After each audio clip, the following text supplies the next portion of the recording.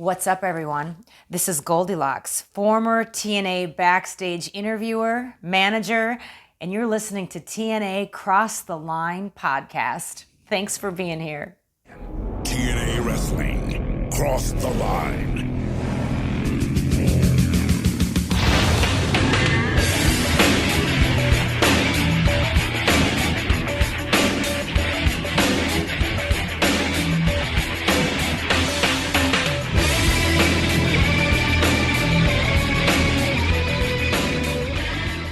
And we're back with episode 46 of the TNA Crossline podcast. I am Bob Colling Jr. With me, as always, is Dallas Gridley. And Dallas, I have one important question to ask you. Are you going to join Sports Entertainment Extreme? Because let me tell you, seemingly everyone is doing it. Because last week, the new X Division champion, Chris Sabin, apparently joined the group, adding another member, which probably brings them up to about 13 if you include all the guys that have proceeded to leave the company as well. So, Dallas, can I trust you? Are you going to stay on the TNA side, or should we just name this like the Sex Cross the Line podcast and probably end up in a totally different category on the podcast lists? I don't know. We might get more listeners if we change our name, Bob. Oh, boy. Could you imagine? Yeah, S.E.X. Cross the Line podcast. You know how many clicks that we'd get? And they'd turn it on and be like, this isn't like audio porn or like erotic or fanfic erotica. Yeah, this isn't teaching me new lessons or new positions to do in the bedroom. It's talking about Perry Saturn and the Disco Inferno. What is that? Yeah, and it's just two guys just talking for 3.5 fucking hours about wrestling from 2003. So, no, Bob, I don't think you could talk. You couldn't pay me to join sex at this point. I mean, now if we're talking early January, I don't know. You could have convinced me. I might have left. Yeah, I think Vince Russo might have been able to talk me into it, but ever since he's bailed on the group here, I think I've bailed on the group, and I am thinking several other people have bailed as well. Well, yeah, you think of even the one that just screams out at me right now is like BG James is he was gone because of the whole Rays thing. Right. I'm sure there's more, and that's just the first one I immediately think about. Where it's like, oh yeah, the Hot Shots. Haven't seen them in a bit. Yeah, and then even guys like AJ Styles and Raven, who initially were like, hey, I'm with the group for Vince Russo or whatever, and now they're both just completely detached from it. Also, technically, the Rock and Roll Express joined Sex as well. That is very true. So did. There is a bunch of people, and then they sort of teased that Nikita Koloff was as well, but we know how that ended. At least we had a finish with his story here. So yeah, he seemed to be like loosely associated. Yeah. He didn't put a shirt on. Best anyway. But yeah, I mean, we were really watered down. I think we're not even like a B team at this point. I'm thinking more of like a C or a D. I mean, we're just, and I'm not saying that the talent in it isn't good. I don't want to, because we got Sonny Sayaki, they got Chris Sabin, the Triple X. I mean, there's good talent in the team still. It's just so overdone at this point, and like anyone can join. And like Glenn is the leader, and like, does he really know how to lead this group? Not really. He's trying to get like Raven's disciples to the gathering to come in. It's just a mess. Yeah, I would have had Sonny Sayaki as the leader from the jump. I think it would have been just better, but you have to revert to the old names. So yeah, which I don't know. I get it, and like Glenn's association with Russo, whether we're talking backstage or in front of the camera, I guess it makes sense. But I definitely was enjoying, especially Vince Russo's like, Sonny Sayaki, you're my ace in the hole. Okay, well, that seems like a pretty damn good endorsement to make him the leader when, I'm like, listen, I'm going to go watch Howard Stern with my son at home. Right. Let him stay up till 11 o'clock at night and watch Howard Stern on the E! Network. And they're ungrateful, brother. Yeah. Bro. What an ungrateful little, I don't know what he called them. I almost said prick, but I don't know if he called his son a prick on pay-per-view. I know what, I wouldn't put it past him. No, me either. But yeah, last week's show was not good. Needless to say, Bob, we were really disappointed. There was, I would say, there's two positives, and it was the bookends of the show. Right. We had the X Division three-way match where Amazing Red lost the title to Chris Sabin, and Jerry Lynn was also in that match. And then the main event was Triple X defending against Styles and D'Lo. Yeah, no, I thought, yeah, the beginning and the end of it was pretty good for an hour and 51-minute show. So that probably gives you roughly an hour and a half, the remaining of the show, just not being all that great. I didn't realize that Chris Harris against David Young went almost 12 minutes. Looking at that now, I also just noticed that, and I do feel like when we were watching that match, it was like, come on, like, can we get this over with? That was the longest match on this show. Yeah, I mean, it was quite the card. I mean, we had Mike Sanders versus defeating Mike Awesome in the tables match, and that was because he's the giant killer now, or apparently. Ron Killings defeating Kid Cash, which I don't even remember why that happened. Like, that was just like very random. Got Chris Harris defeating David Young to show James Storm that he is not afraid to fight sex because they still sort of thinks that he might be going there. And then Glenn Gilberti was like, I'm going to fight Perry Saturn, and I want Alexis Lurie and Julio De Niro ringside for me, and you guys are going to join sex, and you're going to show me who you're going to be with. Yeah, well, the Chris Harris thing was so funny because if you're going to do that, like prove your loyalty, you don't want to pick the guy like lowest on the totem pole. That would be like Lex Luger in like 1996 saying, "Hey Sting, I'm going to show you my loyalty to WCW. I'm going to fight Vincent tonight." That's right. Him and I, we're going to square it off here at the top of the hour, and if I beat him, that should be enough to show you I'm here on the up and up. And if I'm Sting, I'd be like, well, why wouldn't you fight Scott Hall or Nash or Hogan? Or even Scott Norton. Like, he's a big dude. You're going for Vincent. Yeah, no, I gotta. It's Vincent. He's the one I'm going to prove my loyalty with. Yeah, well, that Vincent is a dangerous guy. Well, we know that. I mean, if you've seen his recent cameos, he gives you quite the show for the $69 that it costs. Oh my God. Yeah, he'll show you a milk dud, if you know what I mean. Oh yeah. So if you don't know, go ahead and Google that, and you'll see it.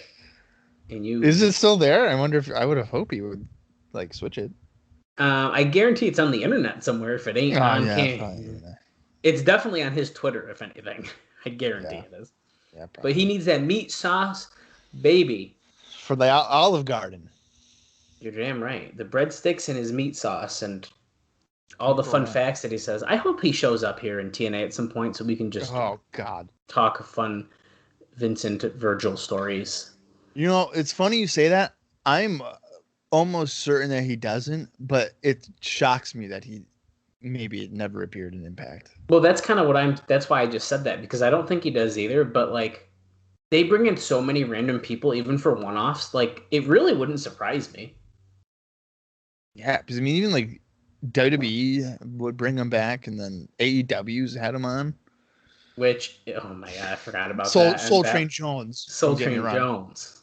But I couldn't believe they put Virgil on live TV on AEW when they did that. Yeah, but holy shit, did I pop for it? I'll tell you that. I was wicked excited. Yeah, that was nuts. But yeah, so, that's okay. Last week sucked. This week we know literally nothing. So that's always good. But don't worry. In the notes here, we do have some announcements that will maybe get us excited, but most of them I think might make us kind of sad, actually. Oh, that's great. I always love sad news. Yeah, and it's not like death sad news. It's like, we have to do what for how long? But, we're going to... What for how? What does that mean? We have to watch this for 2 hours. It's just like, I'm just trying to be funny here. It was a bad joke. Well, it is a bad joke because I have a feeling that this show is going to be bad as well. Well, I'm hoping it's not going to be. There comes a time here in 2003. Now, if you guys listen also to IcoPod, I once told Dallas and Allison that WWF in 1995 isn't so bad, which ended up being a complete and utter fabrication. But I am pretty sure here at some point in 2003, for some period of time, whether it's 1 week, a month, 3 months, whatever, the shows are consistently good. We just haven't got there yet. No, I think we're still kind of stuck in our early days. Like I thought sex was going to be that tipping point, and it kind of was for a little bit. Very briefly. And I thought that was it. Like, oh yeah, here it is. We hit the pinnacle. We hit sex. They destroyed the arena, and then we've slowly gone downhill. And I think what's going to get us back over that hump is the anniversary show. What is it? June 18th, I think it is. So I think we're going to hit that show. That show, I'm pretty sure I've seen first off, but I feel like that one's going to be good. And then I think, how can you, if you stop that momentum, if you have a good show, like I'm thinking we're going to have on this huge anniversary show, then I don't know. Yeah. Well, this week we were going to do like a prediction. This is what I would do for the anniversary show. We were going to have like 7 or 8 matches on it. Dallas did his, and then I proceeded to forget to do mine. So we're going to do that next week, which might even give us more, more of an idea or more context of what we should do for it. But I think that would be a fun idea. Yeah, I think it's definitely going to switch around what I have listed. But yeah, I wasn't going to throw Bob under the bus. I was going to let that one. Oh, I'll do it myself. But next week when we do that, we'll try to cut out a little bit so we can kind of discuss that. So we might not go as far back in the Wayback Machine as we have been doing. Instead of talking about dancing at the club, we will talk about what our predictions are for the 50th anniversary show. Right. Or 50th, Jesus Christ, the 1 year anniversary show. If we've been doing this for 50 years, Dallas, I'd be. Well, I was getting confused. It's going to be pay-per-view 50, I believe. So it's just. We started this when I was 31. I would be 81 years old. Yeah, it's pay-per-view 50. That was my. Whew. I'll be dead long before you are. Well, there's some shows I feel like I've aged about 50 years. Like last week, I definitely felt like I aged. I'll tell you what, though, it still wasn't the worst show. Can we remember, Bob, the tag team tournament that we saw on week 3? Pay-per-view that 3? Was brutal. Holy shit, we were 3 episodes in, and we wanted to shoot ourselves, dude. Yeah. It was like, what? That made me question, like, was this a good idea to ask Bob to do this with me? Like, that show was that bad. Yeah, well, I knew that, though, going in. I knew early on the early shows were very hit or miss. Yeah, well, here we are for show 46. Still hit or miss. Still hit or miss. We're going to be like, we're on Impact episode 52 of 2005, and I'm still going to be like, hit or miss. It's really hit or miss. You never know with TNA. You never know, man. Well, Bob, let's get right into it here. Do it up, my friend. Let's talk about the poll results for last week, and then there is some pretty interesting news and notes, and some drama, and some announcements for the show we're about to watch. So there's a lot of good stuff this week. I'm really looking forward to talking about this here. So the poll results. So we gave it both a thumbs down. What do you think that the readers thought? Thumbs up, thumbs down, or thumbs in the middle? There's no way they went thumbs up. I'm going to go they went thumbs down. They did. I feel like it's one of the first times we agreed with them in forever. Yeah. But 69.6% gave it a thumbs down. Only 17.4% gave it a thumbs up, and 13% gave it a thumbs in the middle. The best matches were the 2 that we thought. But which one do you think got a little bit more vote that put it into that number 1 spot? Probably the match that had the most star power, so the tag team title match. Yep, it was. The tag team title match only got 3 more votes than that X Division match to win the best match of the night. And the worst match of the night, I'll let you guess this one because there's plenty to pick from. You know what? For my sanity, I'm going to say they went Chris Harris against David Young. I wish they did. That's not even Sanders listed. and Awesome? Yeah, Sanders and Awesome got the most That's votes. right. But then Perry Saturn and Gilberti were very close second place by 1 vote. See, I didn't go with either one of those because Sanders and Awesome went 5 minutes and 46 seconds, and Gilberti Saturday went 6.5. Well, at least the one was a tables match, so at least you had something to Right. look You forward have to. a stipulation. You're distracted. For sure. Now, Dave does says that the response was down a little bit from normal, but not enough that he consider it significant. But the nature of the response was more negative than usual. So, pretty Right. interesting note there on those responses. But once again, when people are pissed, they're gonna they're gonna voice that opinion more than if they were pleased. Generally, Yeah, and I've noticed here on Cage Match that there's been only 2 votes on the show, and they both gave it a 3. So, I try not to look at those because I do feel like how many people actually are coming on Cage Match and voting for these. But that is funny that you pointed that out because I looked at it as well. I did see it. yeah, very very seldomly do they actually vote, but they did here. Yeah. Well, let's see here. So, what appears to be the idea going forward is it regards to the big or regarding big shows and pushing things is to build toward the 4 week stagger. Now, the idea that they're going with this time, which is Jeff Jarrett's idea, is that instead of building to a big show every 4 weeks, that every week they would shoot an angle that would culminate in a big match or angle 4 weeks later. That way, every show would have something that had 4 weeks of television buildup. Jarrett has been against the idea of building to one show per month, which seemed like the consensus idea internally because he felt viewers would learn to skip 3 shows a month that way. So I do think this is kind of interesting. Okay, so I they're saying, for an example, let's say last week there was a major angle between Triple X and Styles and Brown. Mhm. So you're telling me that 4 weeks from that time they would have the big match or something, yeah, right? and so And that then next week, if there was a situation between, let's say, Ron Killings yes, and New Jack, that so it would be 4 weeks from that time. Mhm. Yep. Okay. So they I don't know if I stagger like. it. I don't know if I like that. I think I see a couple different ways. I like it in the way that I feel like it's going to give the pay per view something to look forward to, but at the same time, if you can build one strong card like that, you're still going to have weak stuff on that one card that you built one thing toward. Well, I feel as if one of those shows, like the major angle, is going to be a mid card feud. Is going to be your big appeal. Well, so yeah, I think that's where they run into issues. But what's crazy to me is that the way that TNA is very well, I don't even know how many people. Let's say 20 to 25 people are probably under contract at this point. That's probably even being generous. Probably 80% of the people are on nightly deals of some kind. And considering, all the independence, all the talent that's available, it shouldn't be difficult to have strong shows every week on pay-per-view. Mm-hmm. Like, I'm Yeah, just failing to see it. yeah, I see what you mean for sure, and I Because think it's the, interesting though. yeah, but like, there was a period of time there where like Jason Cross was on every week, and he's not great.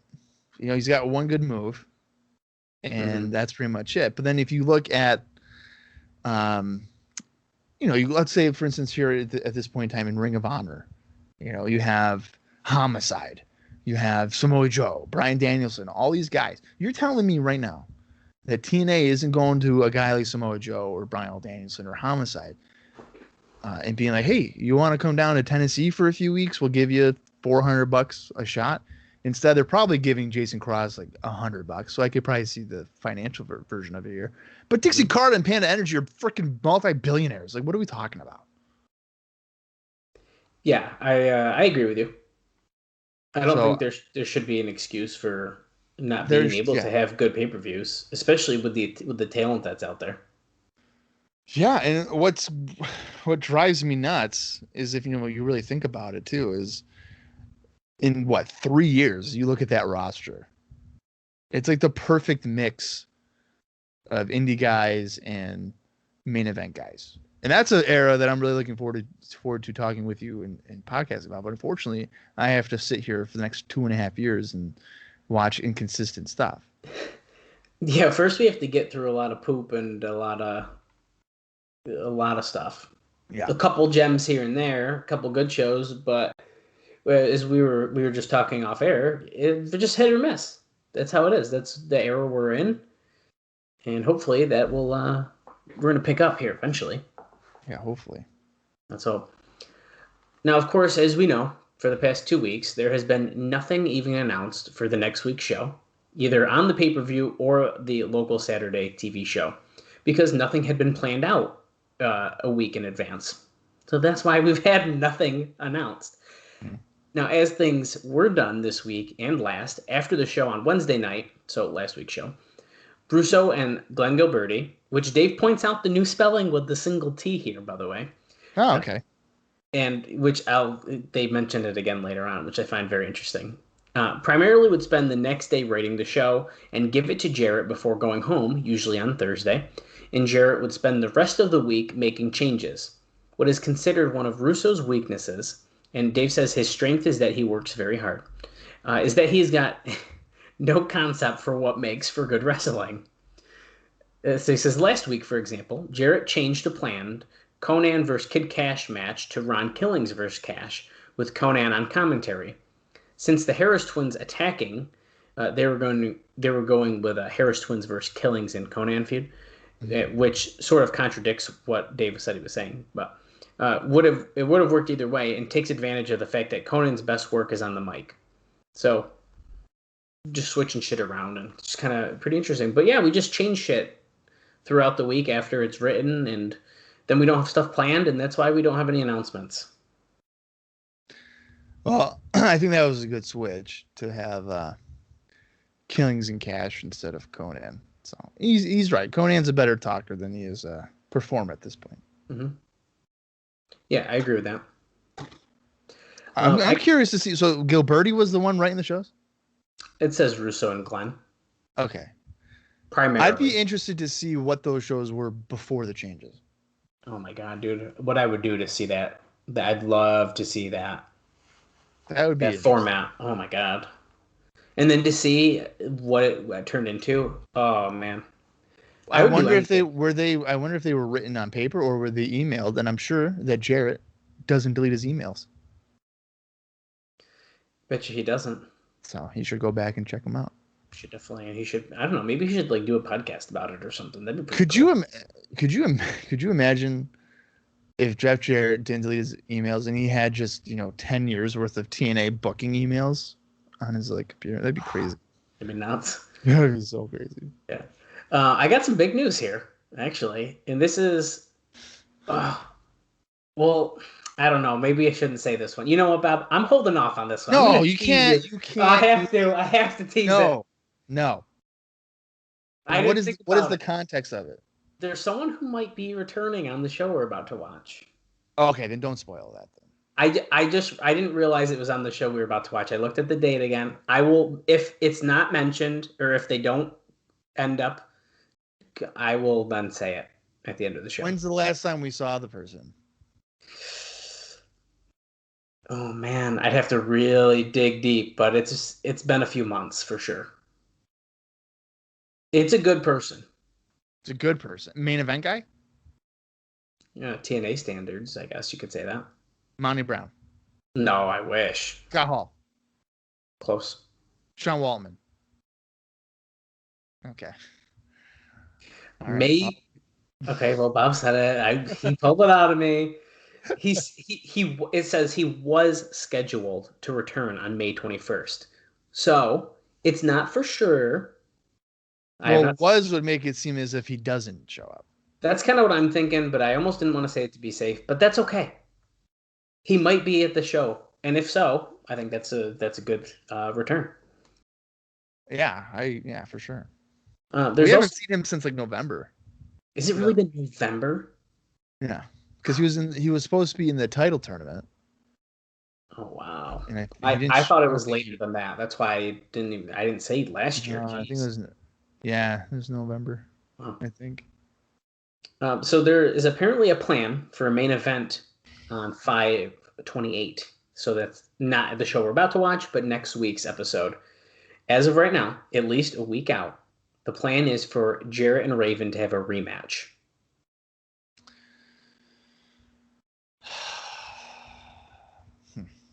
Well, the only way you do that, you can't do that and have Raven lose again. No, you cannot do that. So if they are doing that next week, then Raven's going to be the champion.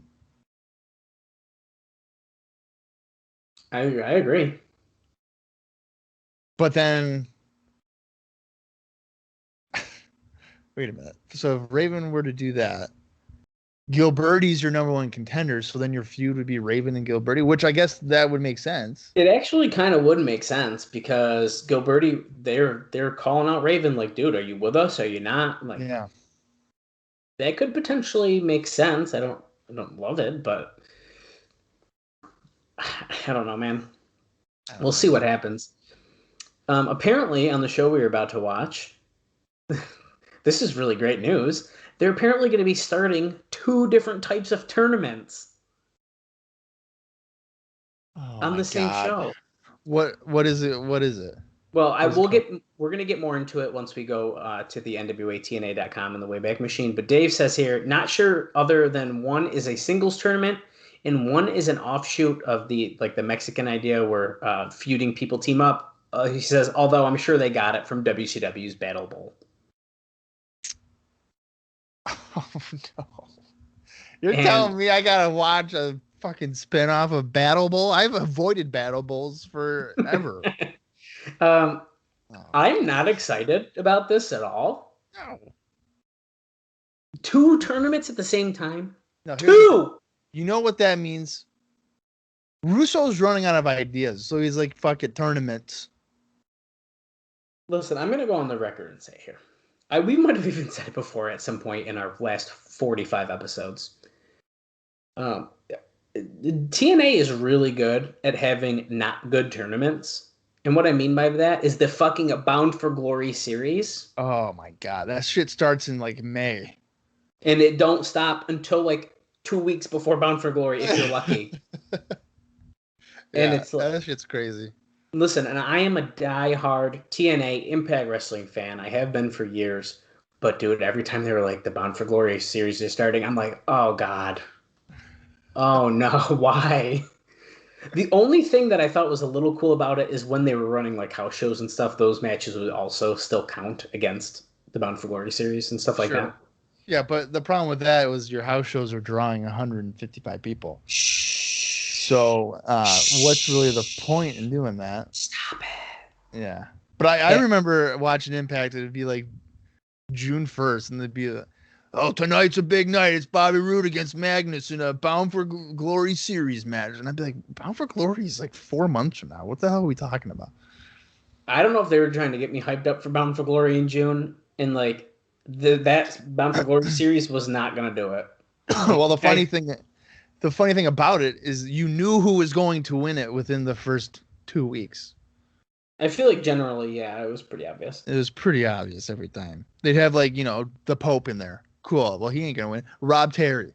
Okay. Are you kidding? And then you got like Bobby Roode, James Storm. Yeah, you had like 4 or 5 RVD, Jeff Hardy. It's like, okay. Yeah, and it's like Rob Terry's in here, and also Douglas Williams. It's like Robbie E. Yeah. It's like, why not? Okay. Yeah, Sanjay Dutt is going to be in it as well. Like, he's good, but he ain't going to challenge Kurt Angle at Bound for Glory. I'll tell you that. What happened? Exactly. Anyway, well, thank God we don't got to deal with that for 10 years, 15 years. Yeah. I'll be fucking 40. Yeah. Well. Oh my God, it's so gross, dude. If we're doing this when I'm 42 and we have the 2013 Bound for Glory series, I have serious problems. Hey guys, we're on episode 732. So apparently there was a lawsuit that was filed. It was $56,000 filed by Phase 3 Media against TNA, but it was settled out of court for an undisclosed sum. Phase 3 Media are the people who did the original TNA logo, for reference. Oh. Well, they've changed that, right? Yeah. Yes, that's changed now. All right. Well, how much do you think they had to pay him? So the original was 56,000. So they didn't pay 56 then. No, I'm just gonna say it had to been decently close. I'd say no less than 40, no more than 50. That's what I was thinking 40. Or they worked out some kind of deal where it was like, okay, we won't do what we did again with that logo. Listen, Mulligan, dude, we fucked up, but like, we swear to God we won't do it again. Yeah, we won't do it again, and we'll give you like 10K. And they're like, okay, fine. No 10K, way. and we'll pay your like legal fees. Okay. Oh my God. Fine. Dude, no, man. No, come on, dude. I didn't pay my taxes for 15 years. I owe you $300,000. I won't do it again. Just like, come on. Yeah, it won't happen again, I promise. I'll give you $40. Promise I won't ever do it again, and we're good, right? And they're like, yeah, you know what, TNA? Sure. Perfect. Why not? Let them off again. So before last week's show on May 14th, Jeff Jarrett, or I'm assuming Jeff Jarrett, it just says Jarrett, so I just assume it's Jeff at this point. He had a talk with the wrestlers saying that he wanted heels to get more aggressive and said the company needed to concentrate on upping the work rate. I can agree with that. That's all I got on that note there, but yeah, I think the work rate has definitely been. I would say the work rate's been disappointing on average. Well, because if you look back, not to harp on this too long, but I feel like for a time we were having bangers every show. At least one match was like, holy shit. Yeah, and it was usually the X Division though. Well, yeah, but I do feel like that was like a common theme, and I feel like we've slowed even the X Division stuff down. Yeah, and it's kind of, well, you're right about X Division, and I think that kind of boils down to even when back when Sayaki was champion. Well, that was the killer, honestly. Yeah, I don't think we've ever really rebound from that, but hopefully with Saban now being champion, that consistency will go back up. The intensity thing though was kind of funny because at one point AJ Styles had a chainsaw in a locker room. Well, yeah, how much more aggressive can you really get besides breaking into a locker room with a fucking chainsaw? Yeah, and Jeff Jarrett or Vince Russo was like, "Hey, I'm gonna go into your house, Jeff Jarrett, and talk to your wife." So that's a thing. And then Jeff Jarrett broke into Russo's house and apparently had a camcorder and sat down with his sons to record a message about how bad of a father he is, which then prompted Russo to have a mental breakdown. Yeah, when you think about it, a lot of weird shit's going on. Yeah, there was. I would definitely consider Psycho the Dwarf had a gun. Oh, it's Puppet. Well, he's the Psycho. Yeah, he is the Psycho. Okay, that's his nickname. He is the Psycho Dwarf. His name. The Psycho. Okay, it's just been so long. Where's Puppet? Yeah, we had that. We had Brian Lawler just having domestic violence every week. I don't know. Could they really bouncing off domestic violence? Kid Cash is being so aggressive. My God, he's being so aggressive. They're not showing it on camera. Yeah. 2 weeks ago, they didn't show what was happening. Yeah. For a company that's showing like some boobs and like people gushing blood and like showing stuff before, for them to like cut the camera away just to see like Desire's shocked face, I don't know what was going on besides like her getting thrown to the ground, but holy shit. They had all those things you mentioned and guys putting dildos in their trunks to make them look like they had bigger penises. Well, what we could assume is a dildo. Come on. What the hell else would that be? A toilet roll thing? I need to know. I need to know. It could be that. It could have been like a couple socks. Dude, the way the outline was, it's a fucking penis. Okay, it's probably get out of here. We don't need to harp on it all, but I was just going to bring up the shaving cream on the boobs with Bruce in the shower. I mean, just name it. We've seen a lot of really crazy shit. Well, you know what else is going to be really crazy, Bob? Oh my Is God. that apparently it appears that they are going with Jarrett and Gilberti for the NWA title for the main event of the anniversary show. No way in hell. No, no, they're Yeah, not. that's what's No. being reported. Well, But no, that's wrong. I really hope so. The plan is to eliminate freebies as much as possible and include a special. Well, yeah, I was trying not. I was trying to get through the whole thing before laughing at that, but and include a special party for front row ringsiders who pay the $45. Those tickets, by the way, are already sold out. With the exception of a few rows, most of the tickets will be $15. The show will start being broadcast in Spanish with Armando Quintero, a well-known Spanish sports broadcaster, doing the show, which we did mention before. And he says, I'm guessing Conan will do the color when he's not involved in what's going on. So yes, good luck eliminating freebies with Jeff Jarrett versus Glenn Gilberti at the main event for the title. Yeah, never happened. Yeah, I'm not even going to say anything No else way. about that. I'm willing to bet my life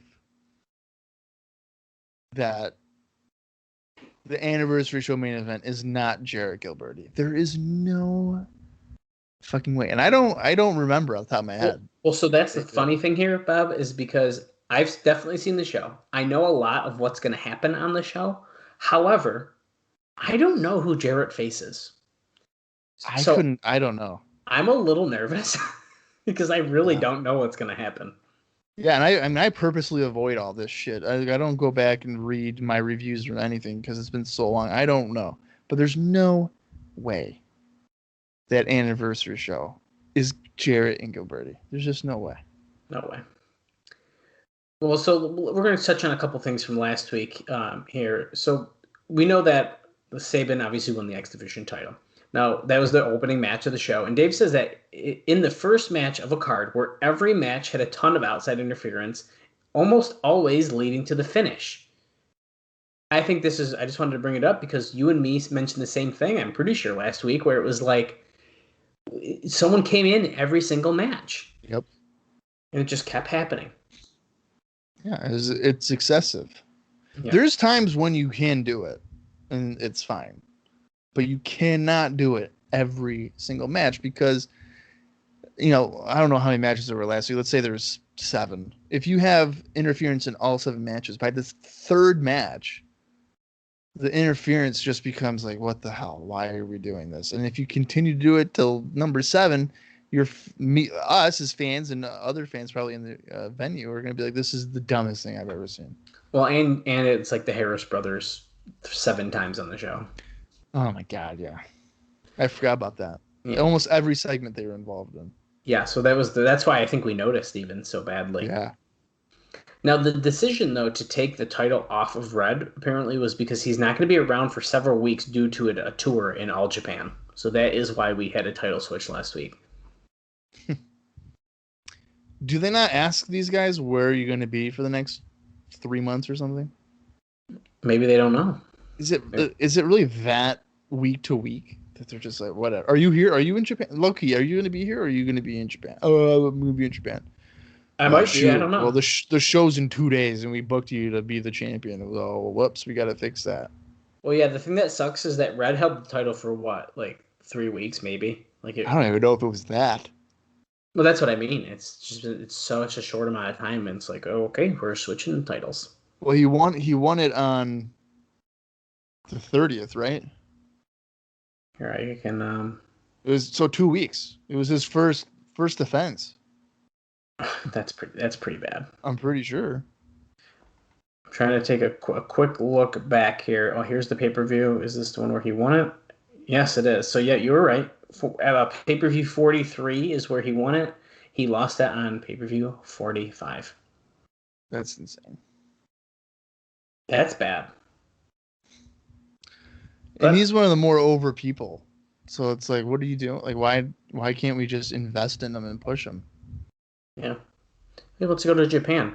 And, speaking of Japan and guys who wrestle in Japan, it said here that there was more than a lot of talk about how Awesome and Saturn both need to lose weight because of all of the ring speed they've lost. Both are working regularly in Japan and believe the Japanese want the Americans to be big powerhouses, so they keep themselves huge. But the wrestling has suffered greatly, and Dave also says that it also has suffered greatly in Japan as well. Well, yeah, when you were saying that, I figured it was more trying to keep that physique for Japan, because they're all about the big American guys. It is, that's true. Hard-hitting big guys, so that Yeah. doesn't necessarily surprise me. But I mean, Mike Awesome has easily gained from WCW days. He's probably gained at least 70 pounds. Yeah, Mike Awesome. Perry Saturn doesn't look as bad to me, I feel like, as Mike Awesome does. Mike Awesome does not look good. No.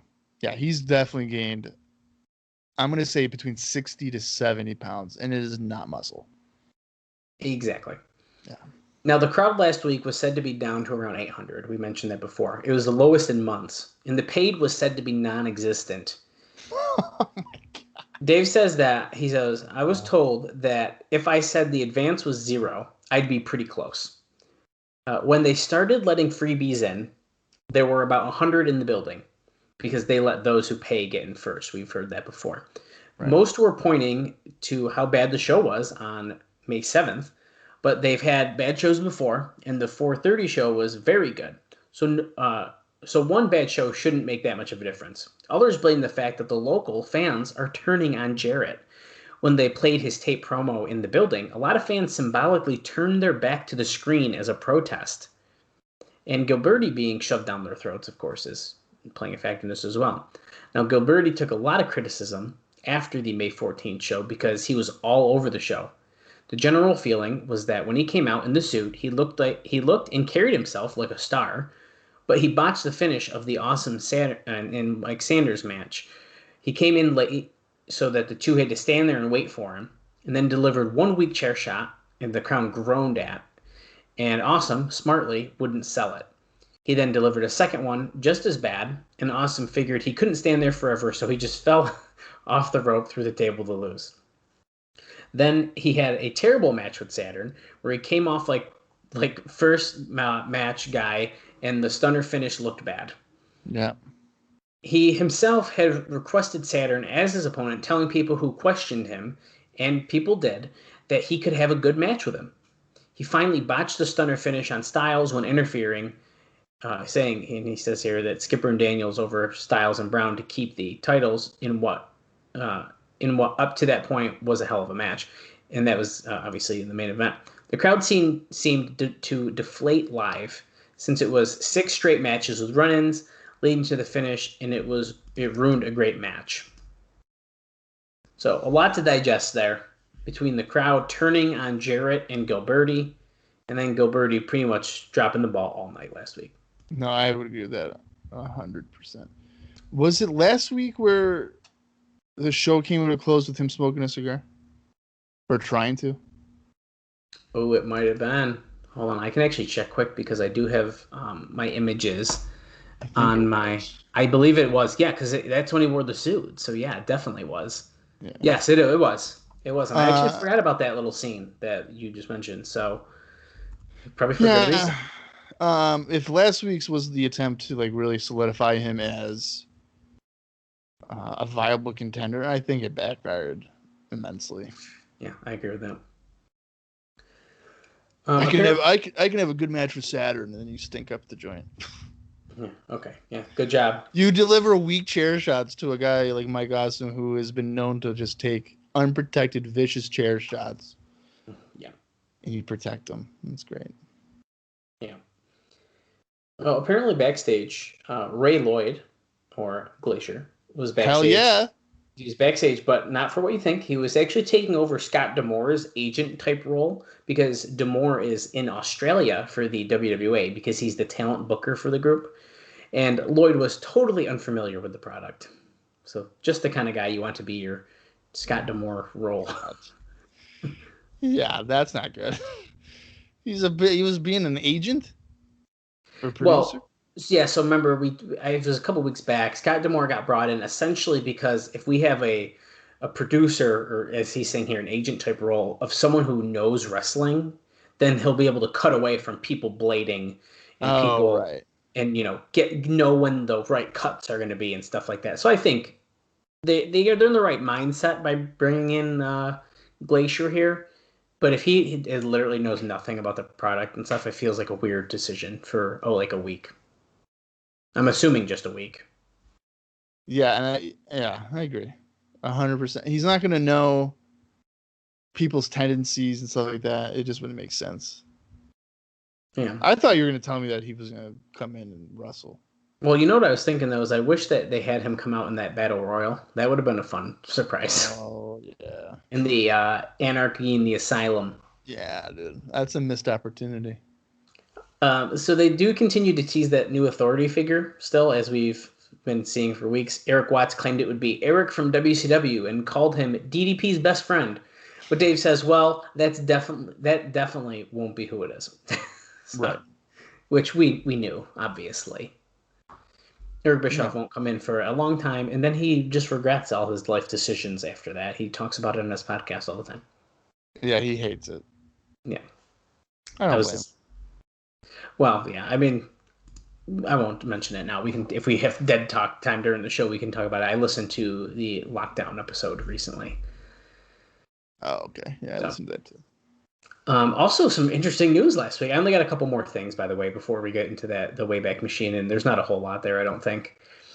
Sabu no-showed last week.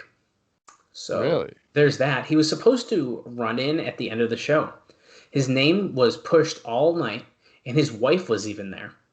Nobody had an explanation as to why he wasn't there, other than that he was in Chicago, and he wasn't going to come. But his wife was there? I guess, dude. Oh, God. Maybe he was seeing a little genie. I don't know. Oh, man. Ayo. So Jerry Jarrett, who is making very few of the major decisions these days, had decided against using Sabu after they believed that he screwed up the finish on purpose in a match to avoid losing clean to Ken Shamrock, as was booked. So that was a long time ago, if you remember that. Fuck? So apparently Jerry Jarrett did not want to use Sabu since then. Which, if you remember, I think it was the last time we saw him. However, when Russo got power, they went back to Sabu. There were several instances where they expected him to come and it fell through until he finally showed up in recent weeks. Raven has never done a singles match with Sabu and largely pushed for doing the program. Huh. Right, okay. But he no-showed. But he no-showed. So if I had to take a guess, we ain't going to see him again for a long time. Probably not. Until probably Raven and Sabu have that one match, and I do remember it being advertised as such. Yeah. So I think we got a couple of years, if I'm not mistaken. No. No? Is it 2004? Mm-hmm. I thought it was 2005. That was close. Okay, we got a year. We'll see him again in a year. Another person who was backstage, apparently it was a party backstage, was Ed Ferrara. He was backstage at the show. He was telling everyone goodbye as he's moving from Nashville this week to Chicago. Because guess what? He moved to Nashville at the start of the venture, but quit after he was asked to take a pay cut. He had called the company up as of late, trying to make amends and get his job back. But apparently that didn't work because he is going to Chicago. God. So he got the Bob Armstrong treatment, and he said, fuck this, I'm out. And then he calls him up and be like, come on, you know what? Maybe a job's better than not a job. And well, you move your whole family to Nashville, and then it's like, well, I'm still here. A year later, you want me back? That's incredible. And my last note that I figure I'll just throw in here because we had the discussion last week is that Dave had Tracy Brookshaw's name as Berkshaw.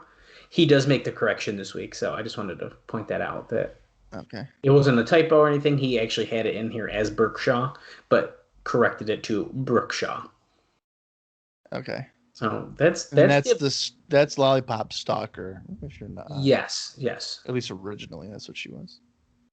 Yes, this is well, that's a good point. Originally, and then of course she did the very, as Dave says, unique angle of putting some kind of pain ointment on her hands. Ben Gay, right, or something like that. But yeah, Ben Gay or Icy Hot or whatever, and then teasing a hand job on TV last week. So let's not forget that happened. And then Kid Cash's wiener was burning, and actually, I thought it was pretty funny. Yeah, I don't know if they were going for humor, but yeah, it was funny.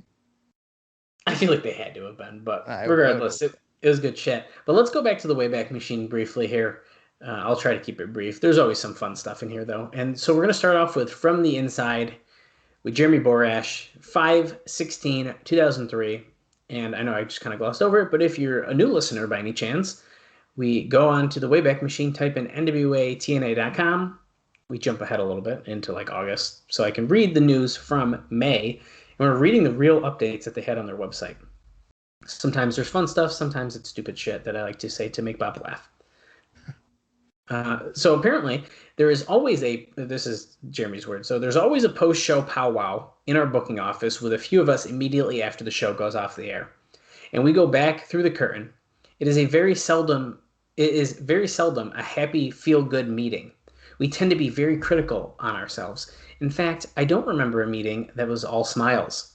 I wouldn't want it that way, because there is always next week looming ahead, and always room for improvement. Our need for perfection is what motivates us to improve. I guess we just want success so bad that anything but a perfect show leaves us dissatisfied.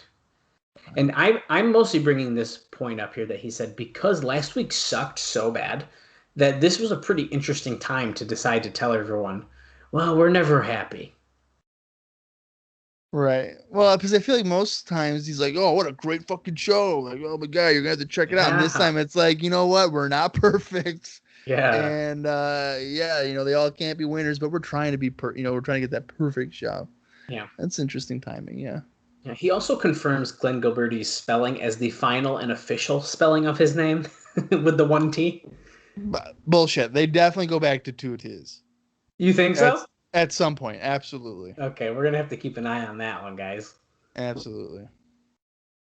He also tells a fun story about Vince Russo taking his daughter to see Avril Lavigne in Atlanta last week, and that he had to pee so bad that he held it through the whole concert, which is just ridiculous to put in here. Vince Russo had to pee so bad, but he held it?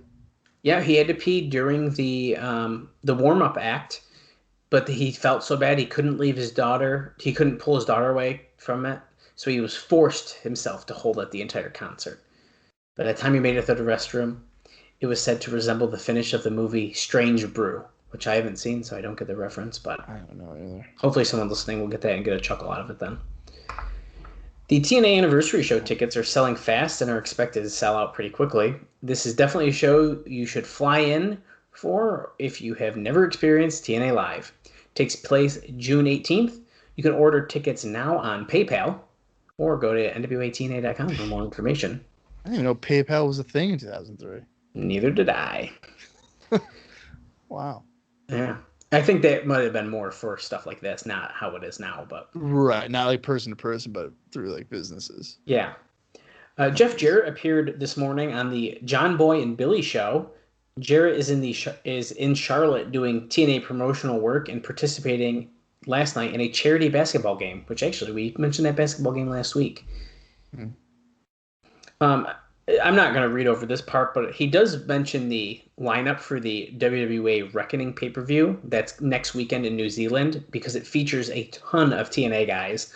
But since me and Bob will hopefully eventually get back into our WWE bonus episodes, I think we got 2 more or 2 counting the Reckoning. We will eventually see that, but that is the one that is with Jarrett versus Sting to unify the titles. And if I'm not mistaken, it's their final pay-per-view. Mm-hmm. So we'll eventually get there, though. But he does bring that up as well. He does say here that Goldilocks and Trinity had a hot video shoot on the beach in Santa Monica last weekend. He said he doesn't want to give details, but G-strings were involved. Vavoom. Oh, my God. Hot. You know what? That makes me feel like, watching those Girl Gone Wild video ads or whatever. Yeah, yes, it is. Just like that. Yeah. That's what that sounded like. If we have a lull in the show today, I will try to look up the video and I will see if it is hot. He says, I mentioned it 2 weeks ago, and it's worth mentioning again. TNA will commit to those who commit to the company on all levels, and that is the way it should be. Oh, what I would love to write about on this topic, but I'll save it for another day. And I believe, I'm just making a shot in the dark here, that this is definitely a shot at Sabu for no showing. Yeah, it could be. It could also be a shot at Raven for not signing. Could be. Absolutely. Yeah, definitely. But yeah, you're right. That could be towards Sabu.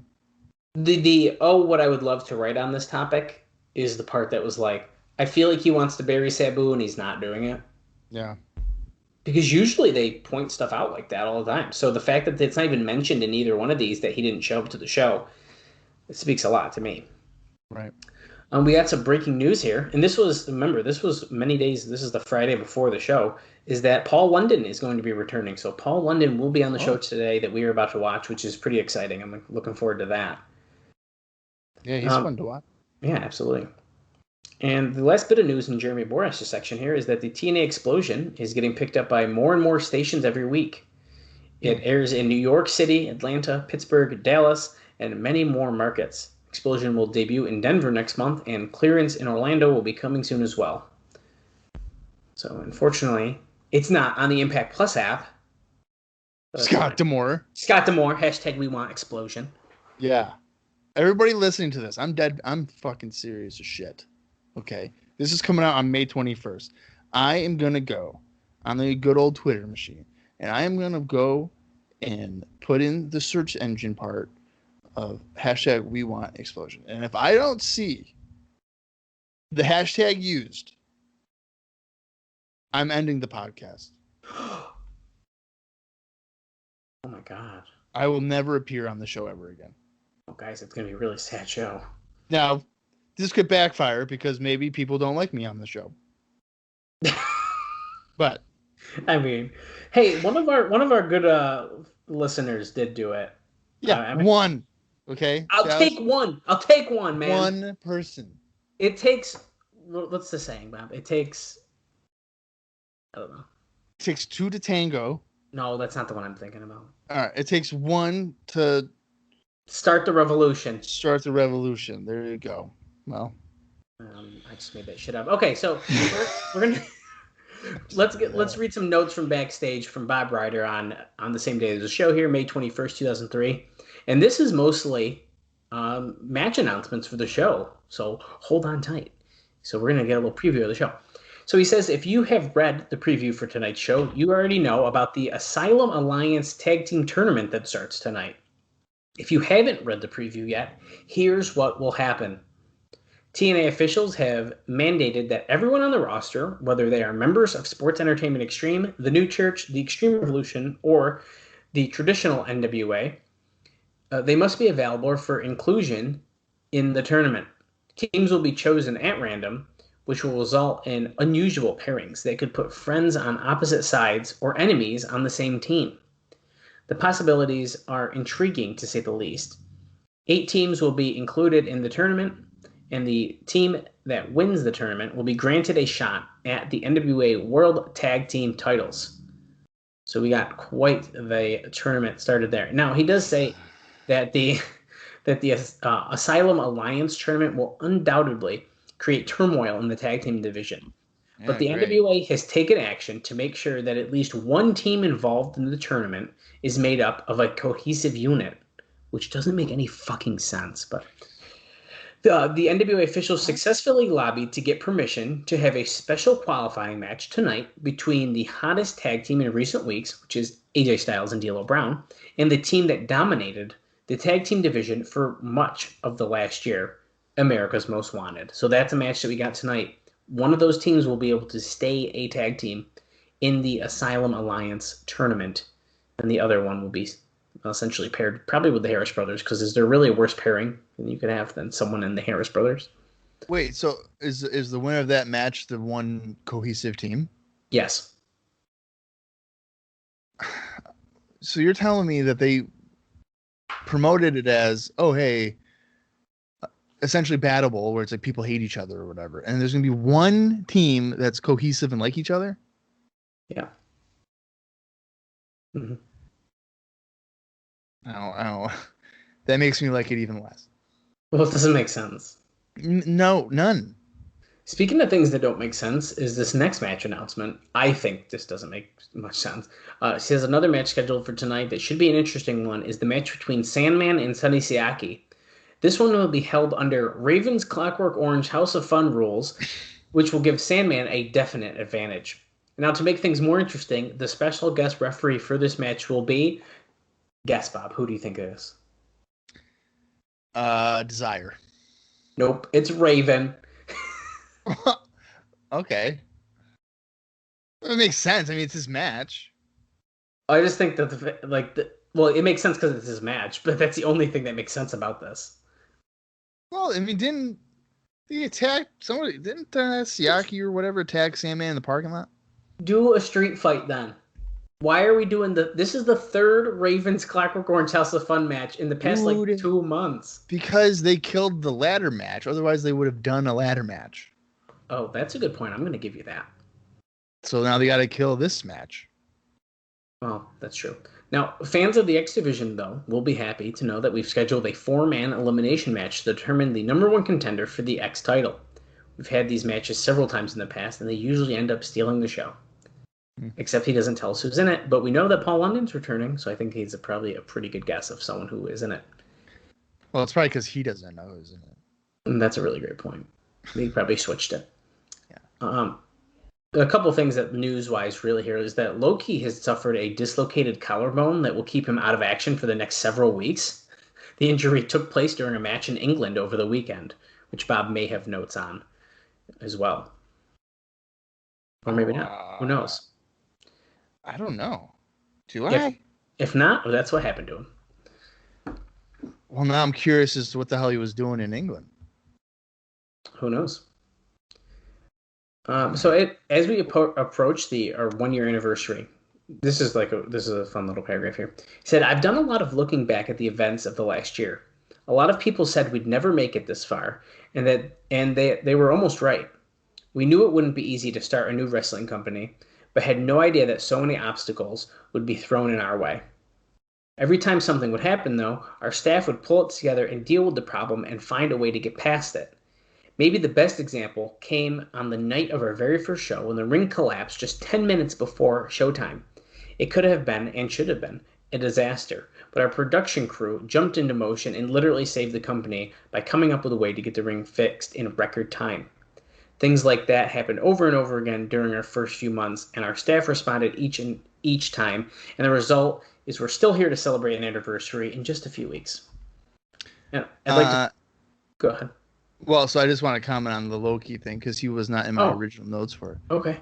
So he wrestled, obviously they're in London, England, for an FWA / Ring of Honor combined show called Frontiers of Honor, and he wrestled Flash Parker, and it was a time limit draw of 20 minutes. And I want to point out that match took place on May 17th. He does not wrestle again until July, so it looks like he is out for almost 2 months, or just over 2 months. That's a bummer. Yeah. Well, they can't trick us with that Triple X shit anymore, then. No. I was just going to make the comment there about the story about the ring collapsing. We discussed that story. It's either on our Get Ready to Cross the Line episode or on our very first episode covering that first pay-per-view, because I did some digging. If you're a TNA fan and you have I think it's the TNA Year 1 DVD, they go into that story quite a bit, and they got pictures of them fixing the ring, and essentially it was actually the Harris brothers who jumped in and really helped essentially fix it. So, well, it's just that bastard Cheeks too. Well, yeah. Can we not? We don't want to talk about that. That's who really did it. It's fucking Cheeks, son of a bitch. Well, I got just a couple more things here. It's a big weekend for NASCAR fans, and TNA will be sponsoring Hermie Sadler in the Coca-Cola 600 at the Lowe's Motor Speedway in Charlotte. Don West and Around the Truth Killings will be on the hand to take part in several race-related functions over the weekend. And then this is a pretty fun note, I thought. Bob Ryder says that he was asked in a radio interview the other day to pick the most improved wrestler on the roster. He says it's a really tough question because there's so many people on the roster, and they have come a long way since they started with us. But he said if he had to pick one, he'd probably pick Elix Skipper.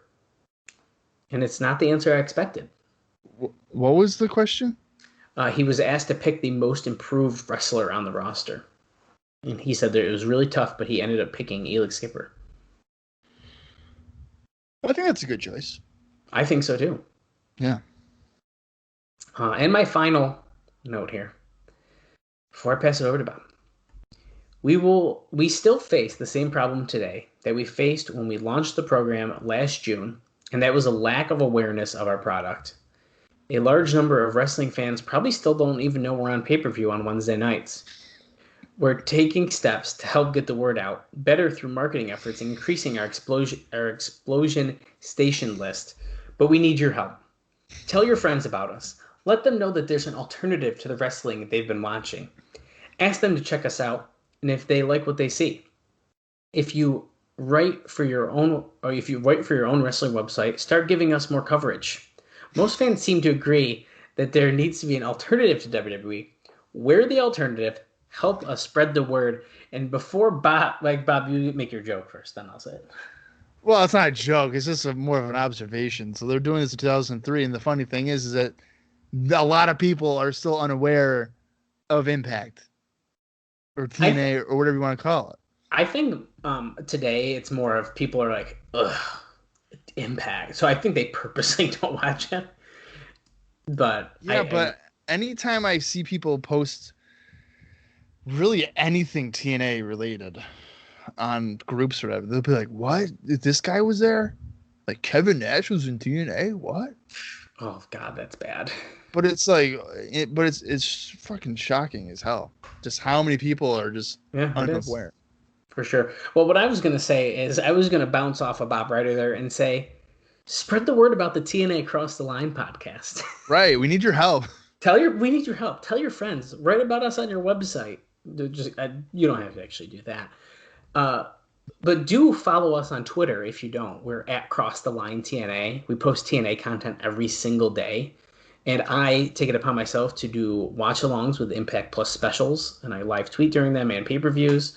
It's a lot of fun. We can also follow us on Facebook as well. It's a little less fun on Facebook, at TNA Cross the Line Pod. But you can definitely still join the fun everywhere that we are. Yeah, and I try to watch as little Impact or TNA that I can because I have to sit here for 2 hours and watch these shows. So even my written reviews have slowed down because today I was trying to review a 2004 show, and at about 3 o'clock, I was like, wait a minute. In a couple hours here, I got to watch another fucking show. And I'm going to be burnt out if I continue it. So I stopped. Wow, I was getting really positive TNA love, and Bob was like, I don't fucking watch it. I fucking hate it. Jesus Christ. Okay, Bob, what do we got for independent news? One person. I guess I won't say a few of them because Ryder there didn't say that they would be on the show, so I don't want to really spoil anything before we get it. Sure, it's been 20 years, but I'm not gonna fucking tell you what happened. No spoilers. All right. Well, then Justin Credible defeated Homicide, Steve Corino, and Jerry Lynn on May 16th for ICW. Christopher Daniels defeated Jody Fleisch on May 17th for that FWA Ring of Honor show in England. And AJ Styles defeated Johnny Storm on that same day, May 17th, for that same show, the FWA Ring of Honor show. But there are others that I will mention, but again, we technically wouldn't have known they were on the show, so I will hold off on it. Okay, sounds good. Hey, give us something to talk about as they run to the ring like a maniac. I'm sure that's going to happen, yeah. Let's touch on Explosion real quick, and then we're going to get into this shit. And I hope it's actually not shit. But anyways, TNA Explosion number 33, as it is listed on Cage Match. It took place on the same day as the show we're about to watch on May 21st, 2003. And it aired on TV on May 27th, 2003. And it featured 3 matches. We had first, Simply Luscious defeated Lucy. Now, Simply Luscious, I tried to look into her. She also went by the name Nurse Veronica, which sounded more familiar to me. I don't know if anyone else is aware of who she is, but and then Lucy is actually Daphne, which would she wrestle, of course, in TNA, but in WCW as well. Well, and Simply Luscious dated Steve Corino there for a while too. Okay, that makes sense. Yeah, I thought she wrestled somewhere else. It looked like she wrestled in Ring of Honor as well, at least probably a couple matches. Then we had Josh Daniels defeating Rob Echoes, which would end up being Robbie E. Yeah. And Josh Daniels, I didn't know Syracuse guy. Really? Yeah, he's from Syracuse. I did not know that. Yeah. What I did find out in some of my research here is that he wrestled a lot of places. I mean, he wrestled pretty much everywhere. I mean, he had some matches in WWE. There's New Japan, Ring of Honor, you name it. I mean, he was pretty much there, which I thought was pretty cool. I think for the most part, if there was a company on the Northeast, he probably appeared at least once. Yeah, that's pretty cool. Yeah. And then not a bad wrestler either. He's actually pretty good. I'll say I might have to dig into that then, because I thought I was pretty impressed with his resume for not knowing his name. His style of wrestling would be similar to like a Benoit. Now, not as good as Benoit, obviously, but that same type of style. Gotcha. And then the final match was Eric Watts defeating Steel. I don't know who Steel is. I can't even click on their name. So. Yeah, I know who that is either. Well, they all can't be winners on Explosion. No, they can't be, and I don't want to delay any longer, but all I was going to say is Eric Watts only wrestles on Explosion, but then he just clogs up our screen with stupid backstage segments on pay-per-view. Yeah, horrible jokes. So I don't know what's worse. Do I want to see him in the ring, or do I want to hear his stupid jokes? I don't know. Take the stupid jokes. Sounds good. Just take the stupid jokes. All right, let's get this show on the road. It's the May 21st, 2003 weekly pay-per-view. I'm going to count down from 5. If you want to watch along, don't go to Fight TV because they don't carry it no more. You got to go to Impact Plus, or maybe you have your own personal collection. But here we go. 5, 4, 3, 2, 1, play. Spinny TNA logo. I'm going to wait unless we get a super long video here. I'm going to...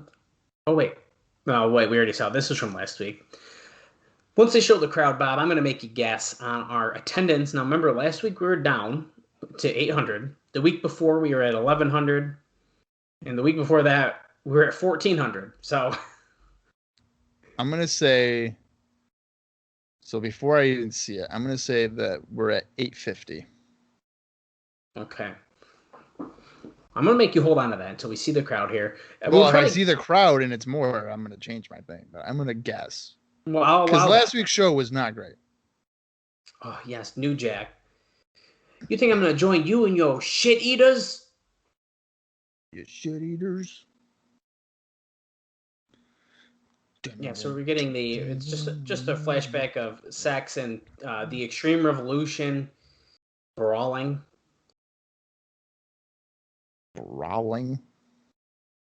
Oh yeah, Sandman with Desire sitting in his lap. Yeah. And then look at this. Oh yeah, he turned her around into the kendo stick hit. Yeah, and she was trying to she was jerking off his cane or whatever.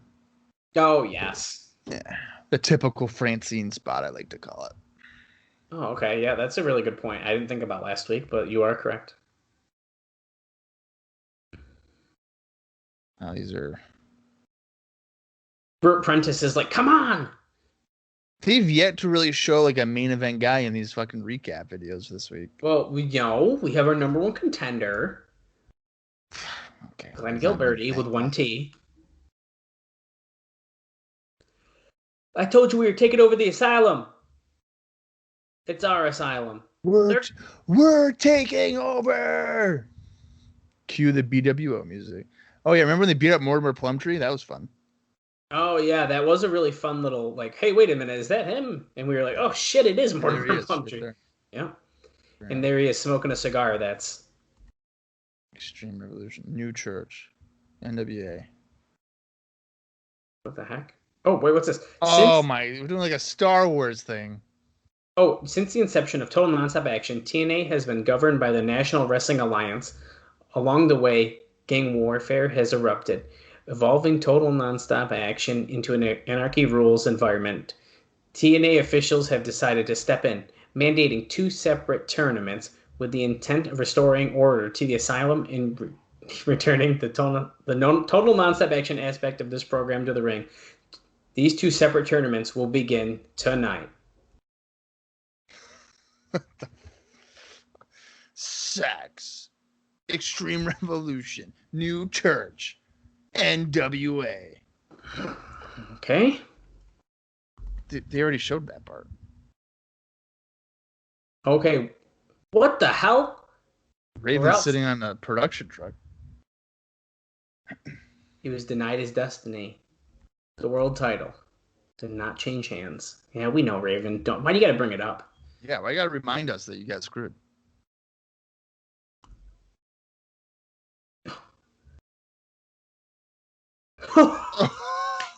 He said, no one jerks off in Nashville without Jeff Jarrett owning part of his fist. Wow. All I can hear in Oh my god! All I can hear in my head is the voice of Mike Tenay that sounds like the shit being flushed down a drain pipe, and Jarrett just snuck up behind Raven and he's attacking him on top of the truck. The truck. Hey, Raven. I knew you'd come. Well, wait a minute. So Raven was sitting on the truck. You're telling me Jeff Jarrett climbed up the truck and Raven didn't, feel it coming? Yeah, that's weird. Hey, as a side note, Bob, this intro video, that statue that they show right there in that opening intro, yeah. I just saw, I purposely screenshotted this tweet so I could read it to you when we recorded today. Is it the same one from the Memphis stuff? Yes. Yeah, it is. But it was, someone made a comment that, hey, Jerry and Jeff Jarrett have the same statue from the opening of Memphis Wrestling. Conrad said, so do I, and so did a bunch of other people. But I looked at the statue and I was like, holy shit. It's literally the one in the opening of the TNA shows. So you must be able to purchase that statue. You must, because a lot of people have it. Yeah. So they just talked about... Wait, this isn't... Oh, thank God. I was like, are we going in the middle of a match? No, this is just a reminder here that Chris Sabin won the X Division Championship. Right, well, hey, we already saw the crowd. Do you want to change your answer before I give it to you? Well, I said 850, so I'll say 1200. No, you're closer. We're at 1150. So God damn it. We're up from last week, a decent amount. Thank God. The way they're doing this recap, though, it makes you do feel like as if you just joined the show. All right, here we go. Opening contest, Jason Cross, Bob's favorite. What the heck? That's Ron Killings. Production glitch number 1 for the night. Well, you know that means there's going to be more of them. Oh yeah. So I said number 1. Yeah. Well, update here on Jason Cross. He defeated Jimmy Rave on May 3rd for NWA Wildside, and he lost to Ruckus in the quarterfinals of the Peterson Cup. CM Punk is back, baby. Yeah, this guy has a shit ton of stuff going on. Okay. He defeated BJ Whitmer on April 11th for IWA Mid-South. He lost to Homicide on April 26th for Ring of Honor. Defeated Raven at Kid Romeo. I'll get to him in a minute. Defeated Raven at RCW on May 3rd. Lost to Jimmy Jacobs on May 4th for IWA Mid-South. Lost to Raven on May 9th for MLW. Defeated Kalissa Singh on May 12th for a WWE Dark match. Lost to Jason Cross on May 16th for NWA Florida at the Jeff Peterson Cup. And then with Cabana, lost to Agent Steel and Scoot Andrews on May 17th for NWA Florida. Kid Romeo, though, he hasn't done much of anything, and I don't think he's wrestling regularly at all. Oh. He defeated Barry Horowitz on March 3rd for a company called NNW. I don't know what it was, but he wrestled Barry Horowitz. And now, since I'm assuming you have his matches up. When's the last time he appeared for us? What show was that? I don't have his matches up right this second. I'll look. But I can do it real quick. It's been a while. Matches here. Let's see. Look, CM Punk's trying to shake Kid Romeo's hand. He does the hip twist and give him the finger. CM Punk punches him. The last time we saw him was July 10th. Yeah, actually, that I do. Now, never got his title match. No, he definitely isn't. He should be in line for one, but whatever. Yeah. And then Paul London, who is making his return here as well, he defeated Jerry Lynn on May 9th for MLW. Oh, London gets tossed over the top by Jason Cross onto Kid Romeo, and now Cross looks like he's tossing Punk out, but Punk catches himself. Skins a cat, catches him. Nope. Jason Cross pushing him down. Paul London grabs his legs. Kid Romeo's got his legs too. Oh my God. He slammed Punk wicked hard on the floor after he was holding on the ropes there. Kid Romeo dropping Jason Cross over the top rope there. Diving clothesline. Nice. This match has better energy than any match that we saw last week. Well, yeah, that's the thing. So we're already off to a good start. Knock on freaking wood, though. Catching the foot, Insiguri by Kid Romeo onto Jason Cross. Jason Cross was like, God damn it, I only know how to do one move. I got to get out of here. Paul London up on the top rope. Crossbody. Holy shit. Remember, this is the number one contender match for the X Division title. You know, it's an elimination it's not style. a rankings, right? Well, they didn't tell us that, but they like to pretend they all are, I think. But yeah. But it is elimination style, so unfortunately, I think that probably Kid Romeo is going to be out first, if I had to take a guess here. Well, that's what we thought last time, and he was like, he finished third or whatever, didn't he? Well, that's a good point, actually. Yeah, you're right. Look at this. Oh! Wow, nice yeah, he reversed like a elevated power bomb into a Hurricane Rana. Then he takes off Paul London's head with a clothesline. Oh, is Punk's head bleeding or is his hair pink? No. That's just red. That's just like a red hair dye. Okay, it's underneath, so we didn't notice it before, but like a bulldog there for Romeo for getting a 2 count. He's like, "Come on, really, Rudy?" Well, they're saying that the only way you can be eliminated is pin or submission. Does that mean that there's no disqualifications? I would assume, yeah. CM Punk whipping Kid Romeo up against the guardrail. There hasn't been any tags, so I guess that would make sense. That's fine. I don't want tags. Okay. Oh, he slipped though. Oh, Paul London caught him. Breaking out of that. Oh. He's on his feet. Landing on his feet. Jumping off the back of Paul London and hitting Jason Cross with his knee. It's the Hardy Boys, baby. Oh, monkey flip. But Paul London lands on his feet, up on the top rope.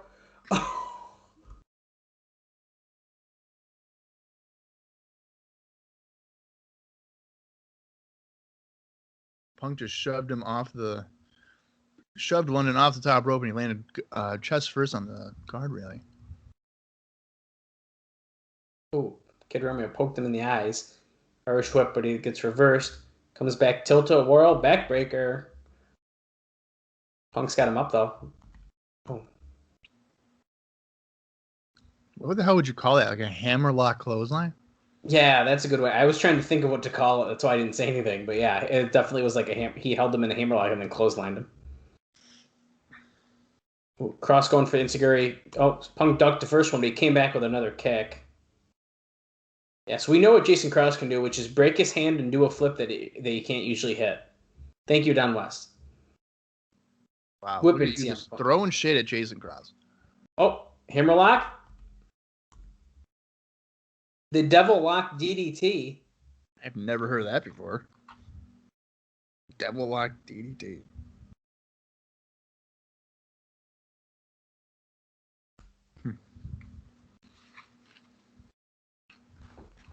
That's how important this X Division title is. Yeah, the X Division title is so important that Kid Romeo doesn't come back since July. Almost a year.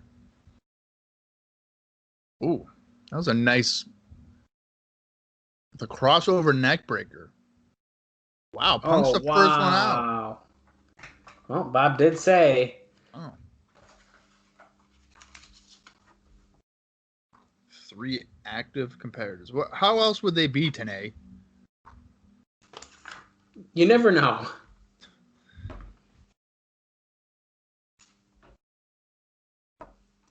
Look at this. Kid Romeo's got him up in like a gory special. Oh my god. Paul London just killed Jason Cross with a super kick. Kid Romeo drove him down. He kicked out of that? Are you shitting me? Incredible.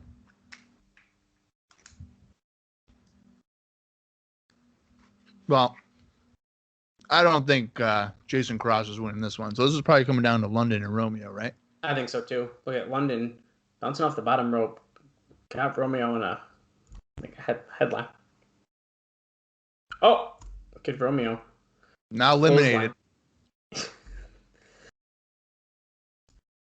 Clothesline over the top rope. That's not elimination because we've been told just pin or submission.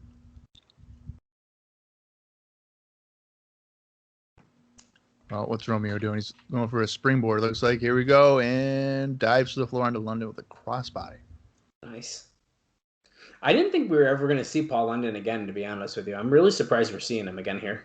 I didn't think so either. I thought he was just going right to WWE. So did I. Look at this. Jason Cross is calling for it. He's telling the referee, no, dude, I'm jumping. I'm going to do this move. I'm just going to take a long time because my hand's probably broke. Okay, he's taking really long. There he goes. Corkscrew plancha. Oh my god, I know who Jason Cross looks like. Who's that? This is a celebrity. I can't think of his name, but let me look it up real quick. I don't even know if you'll know who I'm talking about. I'm not really good with celebrity names, so I'd probably be bad. Romeo's in the ring. Jason Cross. Whoa! He flipped in and then slingshot into a head scissor. Head scissor takeover, really. Gets a 2 count, though.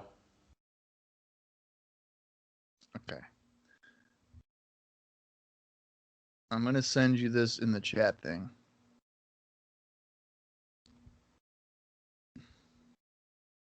Paste. Okay. There you go.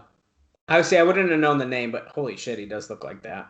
Breckenmeyer, for those of you who are wondering. I knew him from Franklin and Bash.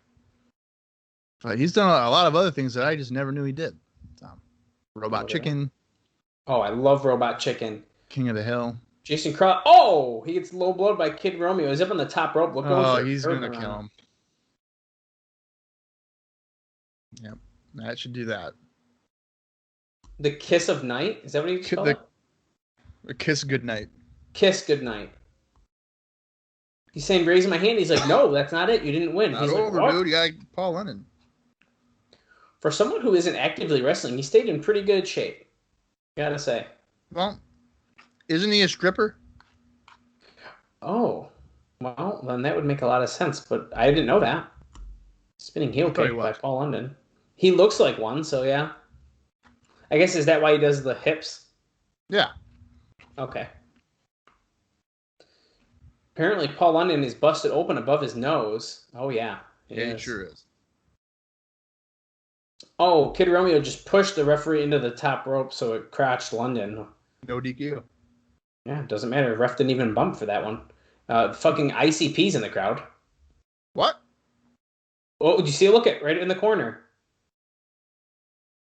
I don't know if it's really them, but there's up. Where? It's up in the top. They're up in the rafters more. There's gotta be people dressed as them. I don't know. Two of them looked pretty freaking close.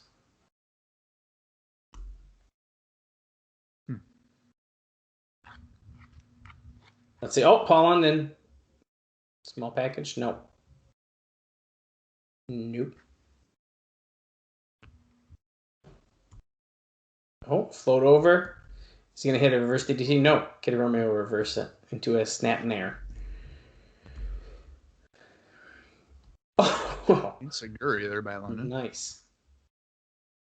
How impressive was that? Tell us, Don. Oh, Romeo kicks out. He's it's like right under his eye. The cut. Yeah. Jawbreaker by Romeo. He might have bit his tongue. Oh my gosh. Okay. Don's just acting like a concerned parent. Torture rack. Kind of. Oh, wait. Oh, neck breaker. It was like a reverse TKO. Like Paul London was facing up. Yeah. Wait, Romeo said, "No, I'm not done." He's not a smart guy. You could have just beat him. Yeah, well, you know what that means. It means he's going to lose. Kid Romeo up on the top. I don't think that's the ICP, dude. Did you see him? Yeah. Okay, I'll take your word for it. They're at the very top? Yeah. Yeah, I think they're just two fans. There's one guy who's like looking down at his phone or whatever. That could still be the ICP, guys. Yeah, well, the way that it was looking, I don't think it was. Yeah, right up there? No way. Oh, wow. Nice shooting star. Beautiful. That gets him.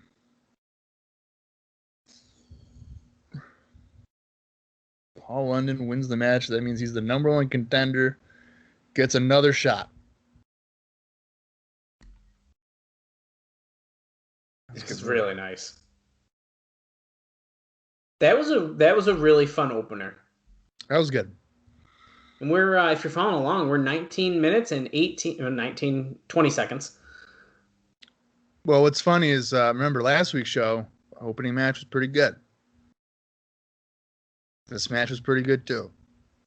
So for probably the next hour and 20 minutes, before hopefully, who knows if the main event will even be good? I don't even know.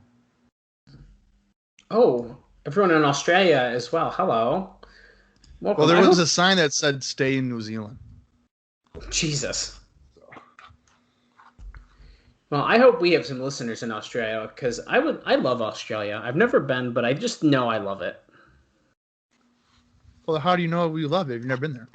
I feel like everyone's so nice that I've ever met, like that's from there, and like it's got to be better than here, right? How many people have you met from Australia? I mean, not personally know them, but they've like in public and stuff, like working. They're always really nice. They have really great accents. Like my Google that I have at my house, I changed it so it has an Australian accent. Wow. That's funny. Yeah, 2 tournaments begin tonight. I'd like to know what the fucking difference is. We're going to find out right now. Don West almost forgot. He's like, it's called the Asylum Alliance. 7 teams. Hand-picked. Outside more from about that one. in a second.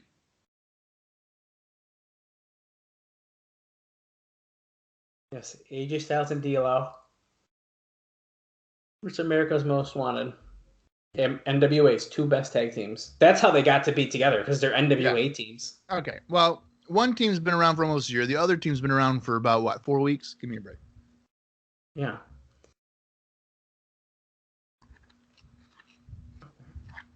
They're hand-picking member of different factions. New Church, NWA, Sax, Extreme Revolution. Fucking Battle Bowl.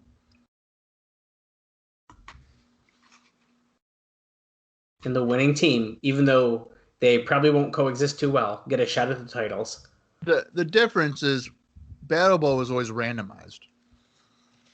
Well, that makes it way more fun. Well, yeah, of course. Yeah, hardcore matches, they've been out of control here. So this is the way to restore order. We got to restore order for hardcore matches. Ban them. Oh, no, Bob. The Dub Cup.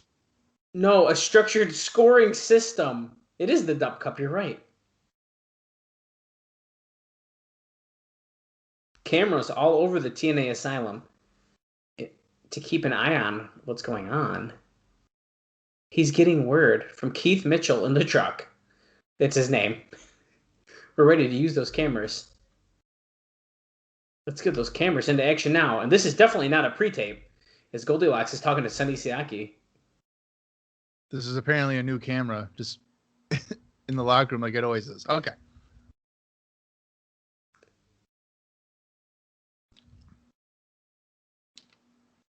Ace in the hole. What is? They're saying Gilberti's not there? Yeah, Gilberti's not here. The Oh, Harris sure. brothers look like they're about to gangbang Mike Sanders in the background. I knew we were all thinking it. I had to say it. That's probably what's gonna happen. They're cornering him, and Sonny Siaki's like, no one's listening to him. I got a big match with Sandman tonight. Raven, we don't know his deal. I need a volunteer now who wants to go get Raven. Who wants to volunteer for him? David Young, come here. He put his hand up. It's gonna be Chris Harris. What if he stood up and he had no pants on? David Young, I need you to put some pants on and you find me Raven. Oh. He's got a tag match with this girl tonight. He's hoping it'd be Desire. Oh, wait a second. Siaki's accusing David Young if something's going on with him and Everyman's Desire. He goes, I don't need to send a boy out to do a man's job.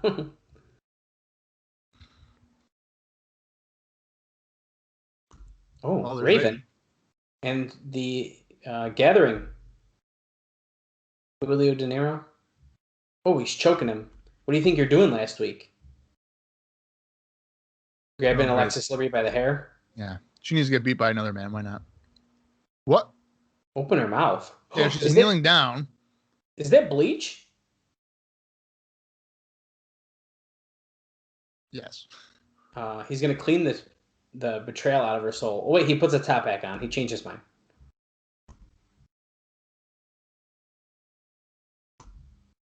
Okay, Wow. so he didn't do it. Danielle's just standing there like, oh, okay. Following contest scheduled for one fall. What's up next here, baby? Oh, it's Triple X.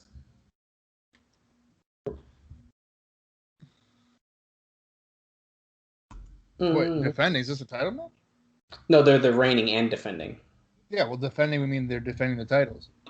Oh, maybe. Primetime E, Skipper, and Daniels.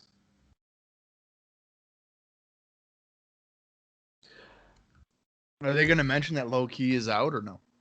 Mike Tenay's definitely going to mention it, I bet you. I feel like you have to. Nope. Oh. Titles are not on the line tonight. Oh, it's a 6-man tag match.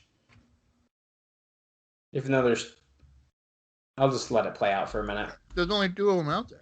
Oh, it's going to be Slash. What? I thought it was going to be Mike Awesome. Slash with Triple X? Seems like that is the case. Oh. Oh, no. So Mike Tenay just said, we're going to let you know where Low Key is in a minute. So are all the matches then like battle bullshit? I don't know. I'm confused. Different factions here.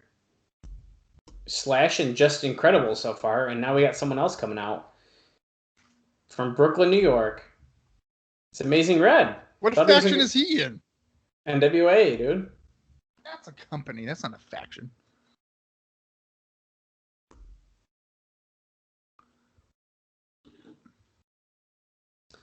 This is really weird. What the hell? Slash, Just Incredible, and Amazing Red against Skipper and Daniels. Weird. That is a bizarre choice for a match, I'll tell you.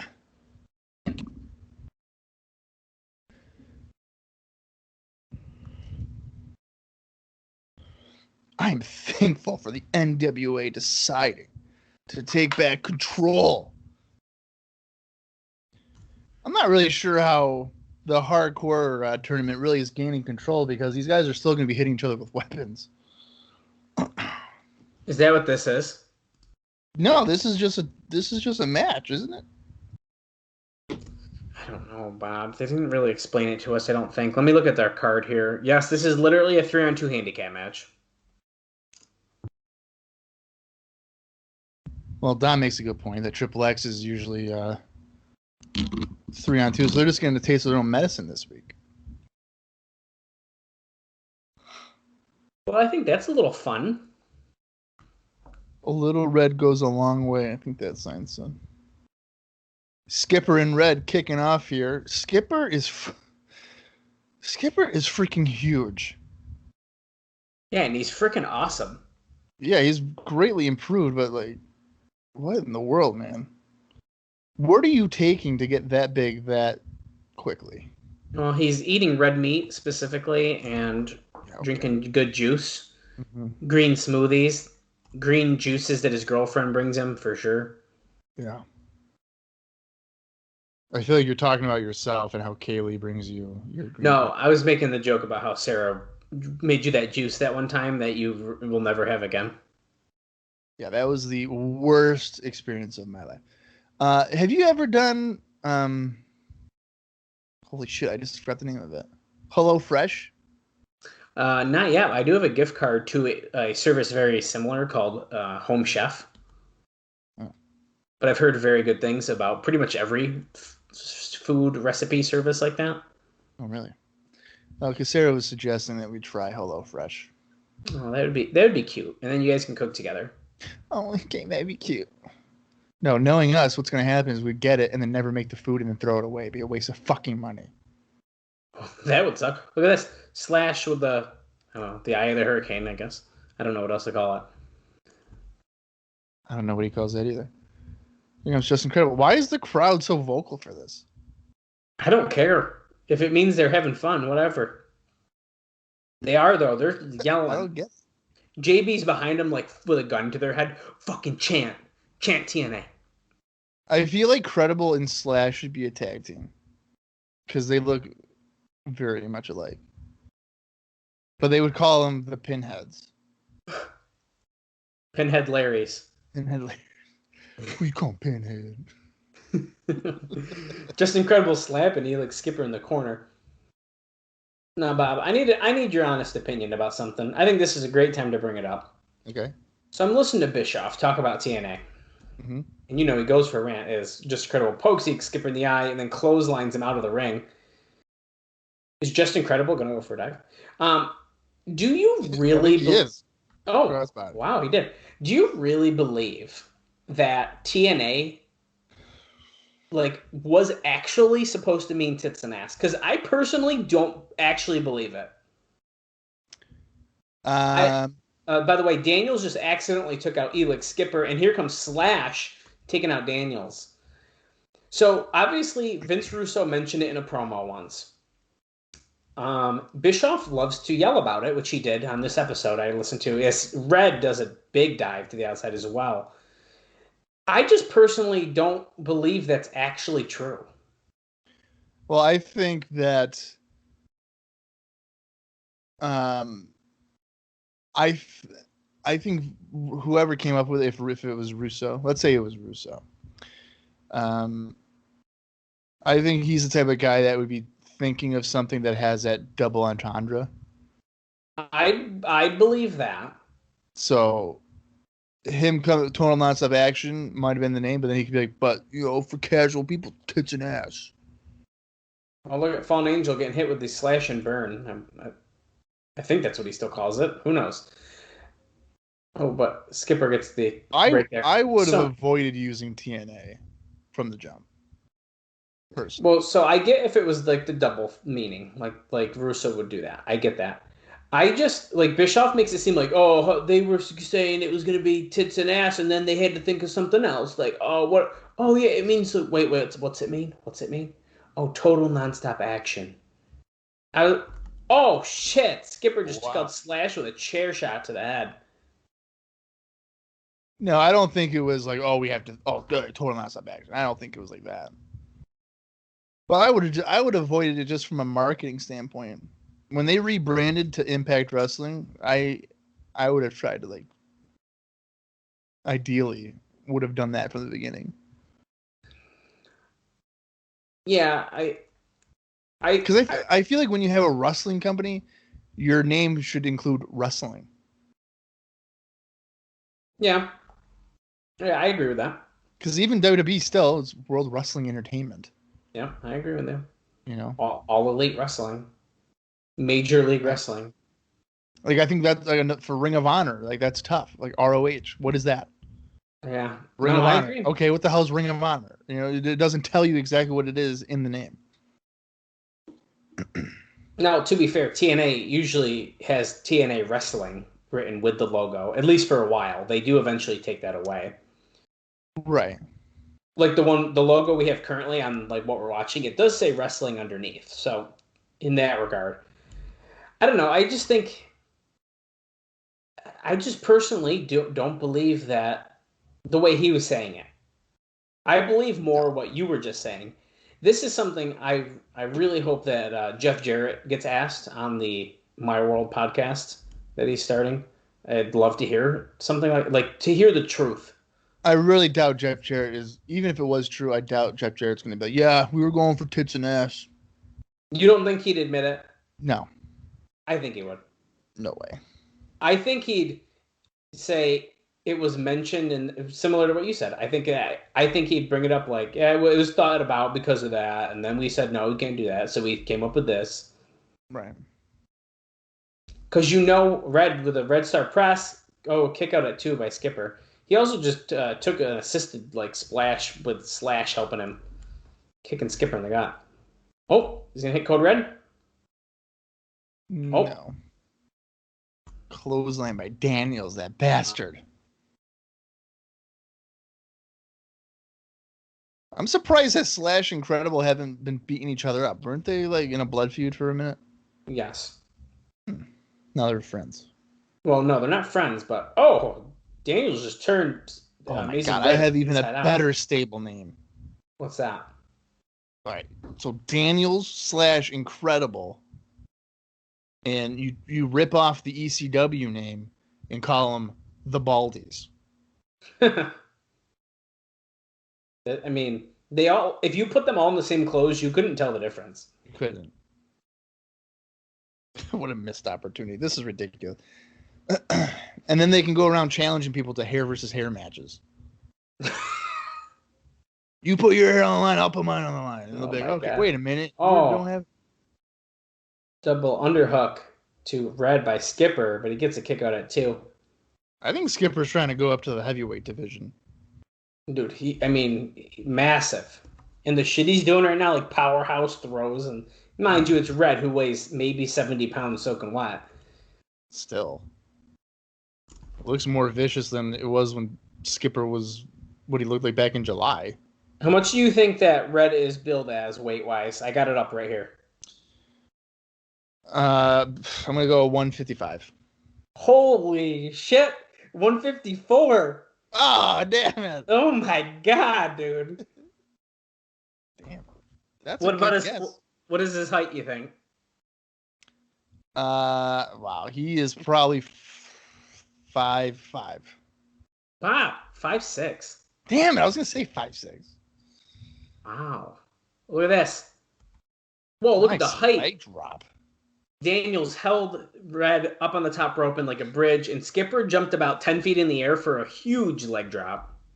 Slash hit him, though. That would have been 3, I think, if Slash didn't just hit him. I would be shocked if Red was actually 5'5". Or 5'6". I think he's shorter than that. I need to see him up against the rope. Because I've been up, and there's a nice double team with an elbow onto Amazing Red by Daniels and Skipper. I don't even know if when he runs the ropes, if his back even touches the top rope. I doubt it. I need to see him stand up again though. So I've been in a wrestling ring, and I'm 5'4". Okay, here we go. Right? Oh, okay. So his shoulders. He's probably about that tall. Because my back couldn't touch the top rope. I don't think. How tall are you? 5'4". You're shorter than Amazing Red. I know, it's pretty bad. Holy fuck, man. What the hell? What's wrong with me?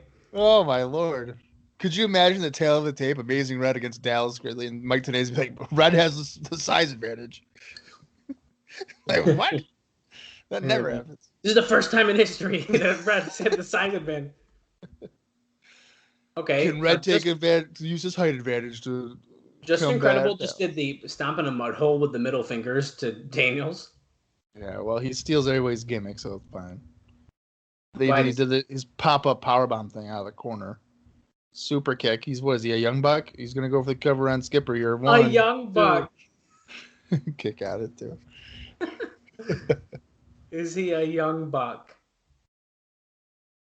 Oh, Daniels hit Just Incredible in the back with the title during the Irish. Oh, the referee didn't see that. Well, Slash broke it up anyway, so. I hope Daniels and Skipper win this. Me too, actually. I think the ICP is going to get involved. That's not the ICP. They would have mentioned it already. Well, do you really think that TNA would have mentioned it already? Come on. I would hope so. If TNA's like, oh my God, Shaggy 2 Dope's here. Like, give me a break. Violent J's up there in the upper deck. We couldn't get them good tickets, but they're up there. Which one's your favorite? I like 2 Dope. And now, could you tell me which one that is? Yeah, Shaggy 2 Dope is the skinnier one that does the top rope moves. Violent J is the blonde hair, bigger guy. Yeah, well, I don't really know the difference. I just told you the differences. Well, I know now. All right. Oh, Skipper. Oh, suplex. Springboard. Springboard crossbody vertical suplex combo on Red. Okay. Oh, shit. Can you tell me the differences between Joel and Jose? Maximum? Oh, God. Oh, we haven't... Wait, they're part of... Wait, no, they're not in sex anymore, are they? Wait, were they ever in sex? They weren't in sex. Maybe I'm getting confused because they turned with Conan. They were bad for Yeah. Oh, Amazing Red gets put out. Jose's the bigger one. No. Joel's the bigger one. Damn it. Oh. Red coming in. Look at that. Whoa. Oh. Red just pinned Skipper on a springboard swinging flatliner thing. Uh-oh. What's it? Raven's here. Great. He's going to steal fucking Red's heat. He gets a big win and he's going to fucking kill him. Raven effect. Great. Raven effect. Well, the Raven, nevermore, bitch. Get out of my microphone. Way to kill Red's momentum. Honestly, if they want to try to make Raven a heel, this is a good way to do it. Fans like him too much. Jarrett, how dare you put your hands on me?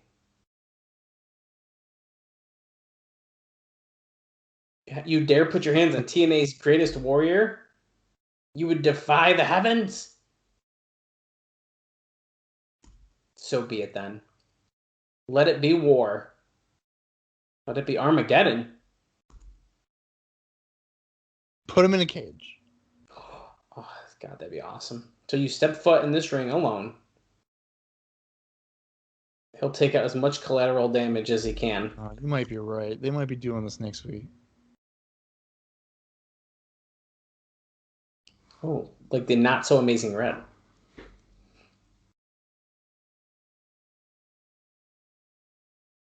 This has got to be... Raven's got to be in the best shape of his life, right? I mean, he looks pretty damn good. Yeah, he looks really good.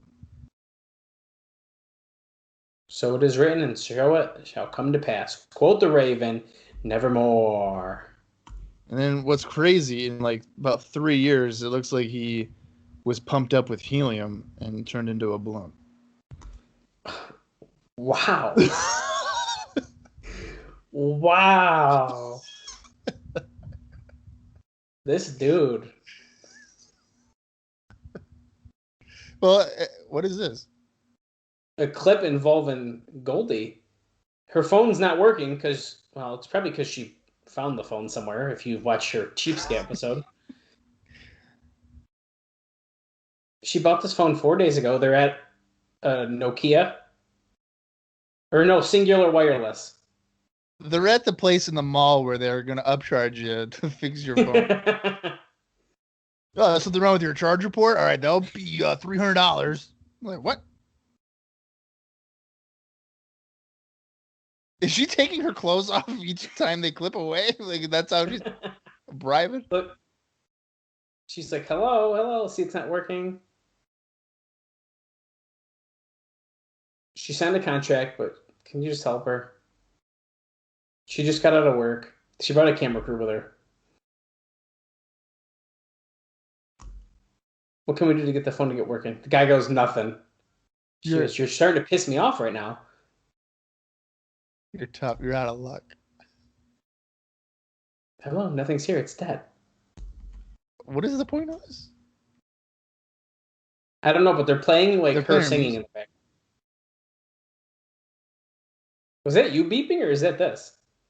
Oh, That's the thing. is it because she's swearing? Hey, jackass. You're pissing me off. You know what happens when you piss me off? Mark? She's like, I'm going to have to come for you! She gonna kill this guy? Dude's trying not to laugh at her. Yeah.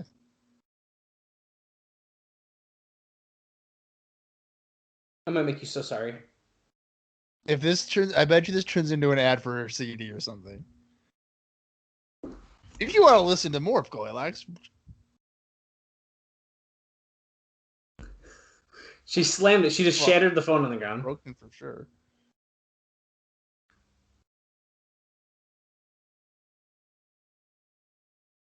What is happening? What is going on? She's like going crazy.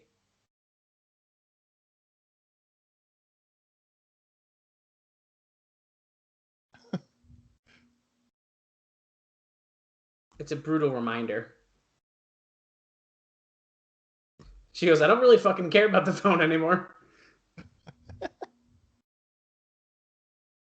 you do anything for my phone? It's broken. I just dropped it.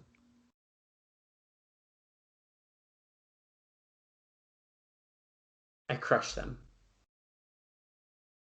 She just held it up again. Oh, she's starting to grab signs now. What the heck? This is way funnier than it needs to be. It's so weird. I don't understand this. I'm coming for you. I'm coming for you. Who is she, Hulk Hogan?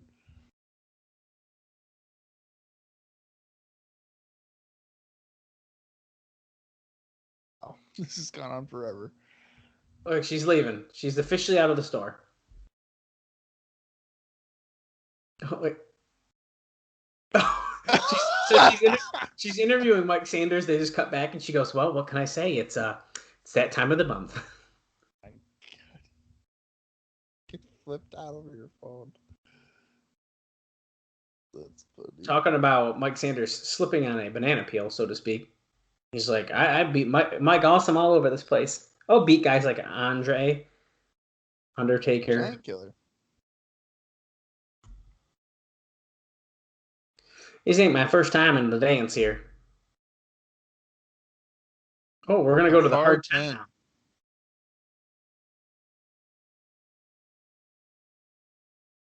Oh my God. He goes, I didn't know I was being spit around the locker room like that. That's right. Sanders suggesting that he has a hard 10 of a penis. Oh, she's like, no. I was talking about the qualifying match tonight. I thought you were talking about the legendary hard 10. Oh, Brian Lee. Oh, great. Oh, beating guys like the Undertaker. Oh, he can beat the Underfaker. Oh. Kayfabe. Hey! Kayfabe's dead. Yeah, isn't it? The hard 10. All right. 1 point equals every blow with a strategically placed weapon. 5 points when your opponent goes through a table. First wrestler 10 points wins, but must win by 2 points. This is literally a dumbed version of the Dub Cup. Bro. Today, this... You have to win by 2 points. Yeah. So every fan in the front row has a garbage can lid or like a tray or like a pot. Like a frying pan. Bring the weapon then. So for every time you get hit with a weapon, it's a point. You go through a table, it's 5, and you must win by 2. So I'm glad they dumbed it down significantly. Because before it was like if you find a kitchen sink and use it, that's 6 points. Oh yeah, the Dub Cup was literally like if you fuck the pony and you like it, then like And then like if you go up and punch Sally Sue, if you hit the you ticket win. lady.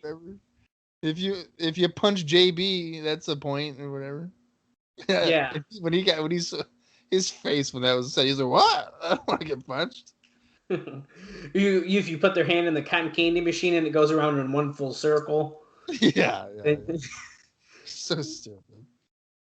I don't know, dude. That's like episode 8 of the podcast. So if you want to go back and listen to it, there you go. Yeah, it was absolutely ridiculous. Oh, there's what, 2 tables set up? Yep, 2 tables, one on each side of the ring, as far as near the ramp and near the announce table. I hate this. I'm not a fan of this. Chris Angel is in the ring here. He's taking on Mike Sanders here. Mike Sanders is dressed up like Michael Scott in the basketball episode. Oh yeah, he is. Well, they both have weapons here. Brian Lee has a cooking sheet, and for some reason he didn't swing it. So Mike Sanders got out of the ring. If you're following along and you're having a great time just like we are, we're at 48 minutes and 42 seconds.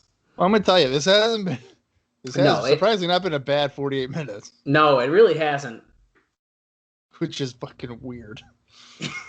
I was not expecting that. Sanders getting Irish whip. Oh, he didn't. I was going to call ducking the line before he even did it, but he, in fact, got hit by now 2 clotheslines. Brian Lee now has the trash can lid and connects. That's the point. Are they going to have the scoreboard on the thing or on the screen or what? Probably not. Hey, there we go. 1-0. At least they're going to keep track that way instead of Don West doing commentary over the house mic. Oh my god, yeah. 2-0, Brian Lee. See, but this is kind of lame. 3-0. Hit him. Well, even if he puts it through the table, he'd only be at 8.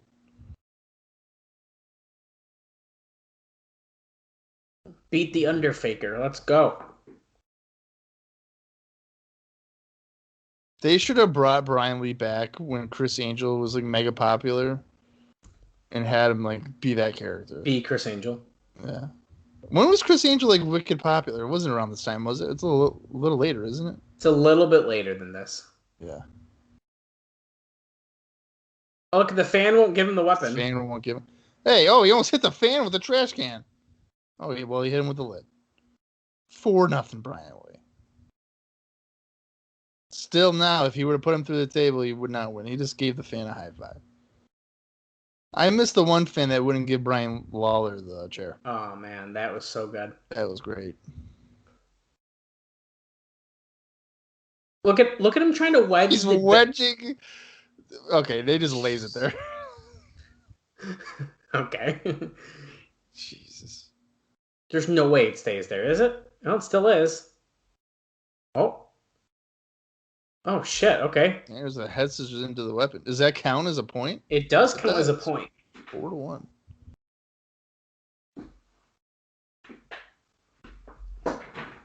You can't lose points, right? I don't think so. Oh, another shot to the head. So that just means in these hard 10 matches, we're guaranteed at least probably 8 headshots with weapons. Oh, minimum. Another shot to the head. Oh, another one, 4-4. See, I feel like I would just forget the rules and I would just start wailing on them a whole bunch, and then they'd be like, "Okay, well, Bob just won 12-4." Well, that's what I mean. Like, why aren't you just going kind of crazy here? Oh, Sanders had a chair, but gets kicked in the gut by Brian Lee. Sanders, oh, he's punching him against the rope. This is hurting him pretty bad. Sanders running at him. Vicious clothesline, and then Brian Lee does like a delayed back bump into the railing. Yeah. Oh, another lid shot off the apron. I do love Sanders like FUBU gear. Yeah, I don't get it. 5-4. I was hearing somebody talk about that stuff, like FUBU and stuff. I had a FUBU jersey in high school, and I didn't realize that. I probably shouldn't have been wearing it because it wasn't really my market. Well, Brian Lee first off, he's busted open. Oof. And then he put the trash can lid on Brian Lee, tried to go for an elbow off the apron through the table, but Lee blocked it. Okay, so essentially here, whoever puts somebody through the table is going to win. Yes. And I think that's what they're probably going to do. I kind of feel like since he just threw him into the guard railing, that should be a point because the guard railing is a weapon. It's not a strategically placed weapon. Yes, it is. Well, in a way it is, but It's there to protect the fans, so that's strategic. 7. Brian Lee's up to 7 now. I thought he was at 8. 7. Okay, yeah.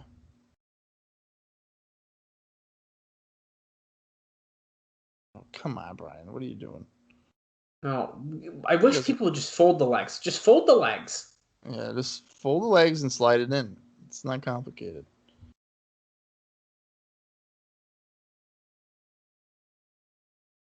Seven to 5. Brian Lee is just set. Well. Oh, I thought he was going to ref. fucking kill Rudy Charles. Oh, one of the legs is not out all the way. That table's going to fall. Yeah, the legs on the left. Oh, okay, fixed. Okay, so Brian Lee just laid him against. He's got 8 points now. He's climbing to the top.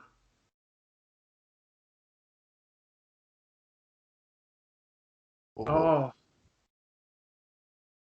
Brian Lee has gone through the table, so the winner is Mike Sanders. But Sanders didn't put him through the table.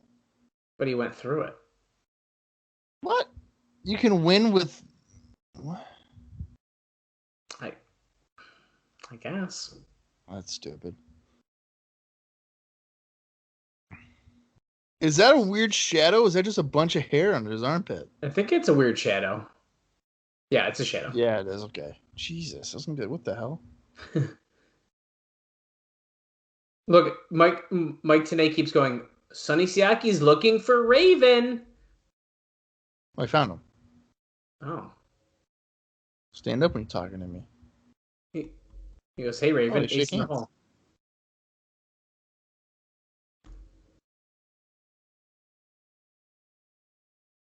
Yeah, that's right.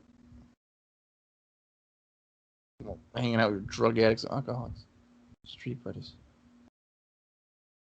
You're either with them or you're with us.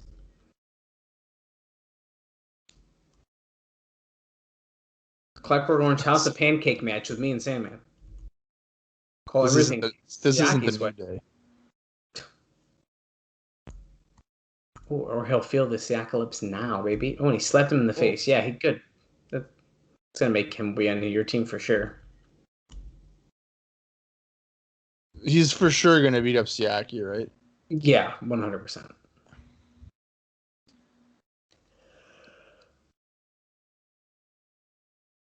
Back at the table with Mike and Don.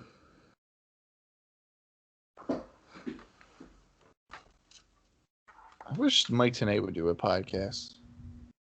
That'd be pretty interesting. Great. Asylum Alliance Tournament. Yeah, great. Woohoo. What is this? Look at this. New Jack and Shark. New Jack and Shark Boy against Ron Killings and Don Harris. Wow. Wow. Okay. I didn't know New Jack and Shark Boy were feuding. When did that happen? Okay, sending it to Goldley. Hopefully she's not having a fit again. Wait. Oh, we're not going to. Shark Boy and New Jack are playing Candyland. With a Sandman action figure.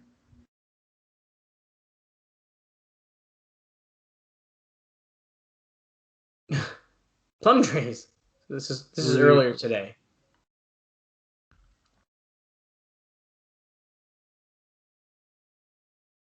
Oh, he said he's gonna blow the weave off her head. You can see the boom mic shadows on the wall. Oh my god.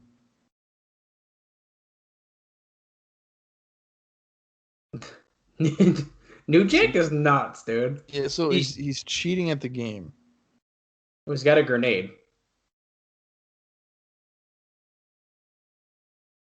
You know what? I didn't volunteer to tag with you in the first place. Tag with no fish. Lord have mercy. Why is that? Speaking of Shark Boy, he replied to a tweet of ours recently. Oh, I saw that. Yeah. And let me see, I got it here. It was one of your posters like, oh, who's going to win? Yeah, who's gonna win the X Division match? He goes, spoiler, probably not me. Also, well, Goldie is interviewing Ron Killings here in the back. There's one more tweet I wanted to mention quick. I gotta find it though. Oh, they know K-Dog's not here tonight.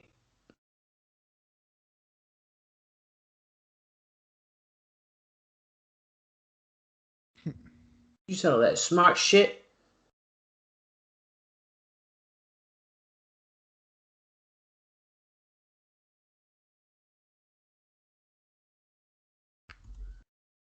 Whoa. Oh, gee. Oh, and now he gets beat up. Why is he beating up his own tag partner? Ah. Ron Killing's getting laid out. Don Harris ain't the smartest guy if he's beating up his own tag partner, so. Who's that? That's New Jack. Oh, all right. So New Jack is going to start the match? Oh. Oh, Shark Boy's with them. Is it just going to be Ron now? Probably it's going to be Ron. I bet you Don doesn't even care. What was the other tweet that you wanted to talk about? I just found it as that was happening. Oh, wait, look at this. They're spilling out into the arena here. Shark Boy's got Ron Killings. And New Jack. Here's New Jack. And the bell rang, so the match is officially started. At truck_rockpeck wrote on one of our tweets about D'Lo. He said, D'Lo's work in TNA was mind-blowing. I missed it the first time around, so reviews like this are a great way to feel like part of a community. Check it out. So I appreciate the shout-out that you gave us on Twitter. And I'm glad you've been enjoying the podcast. Yeah, would we classify his work as mind-blowing or amazing? I personally would not. But, that's part of the fun of wrestling. Yeah, I guess. I think that, I'll takes. tell you what, his work that he's been doing with AJ has been pretty good as a tag team. I think that's easily his best stuff he's done, at least to this point in TNA so far. Yeah, I would agree with that.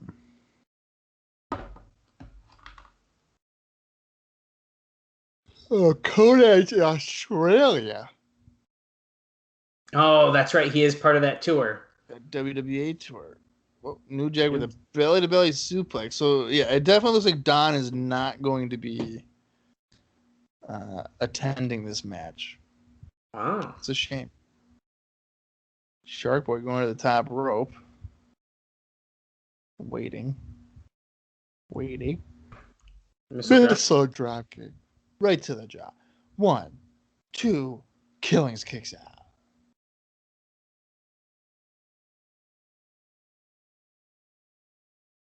Okay, Ron with some right hands here. Nope. Neckbreaker. Let's face it, the Harris brothers are for the Harris brothers.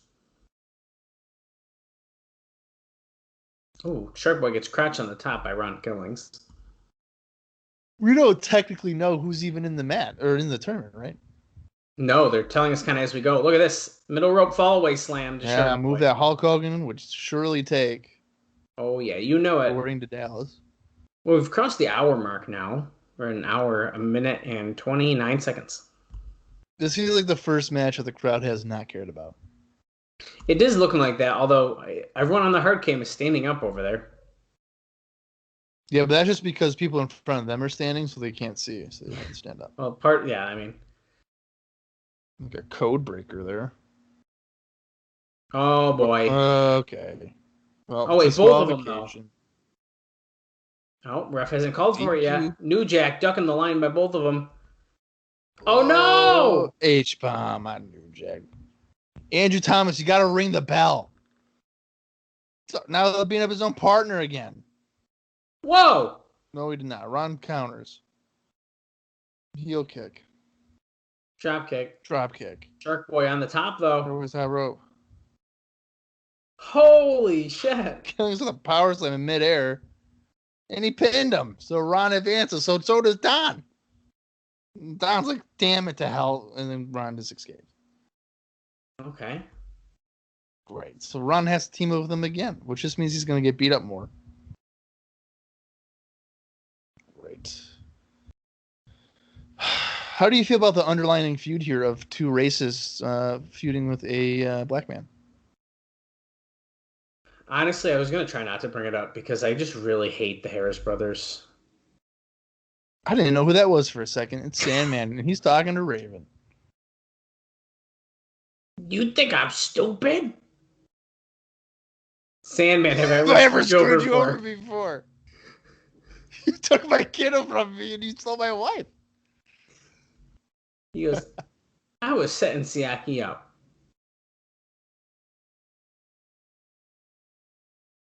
Okay, so Raven's basically... Okay, Raven's doing the X too. Extreme, dude. Extreme. Extreme, dude.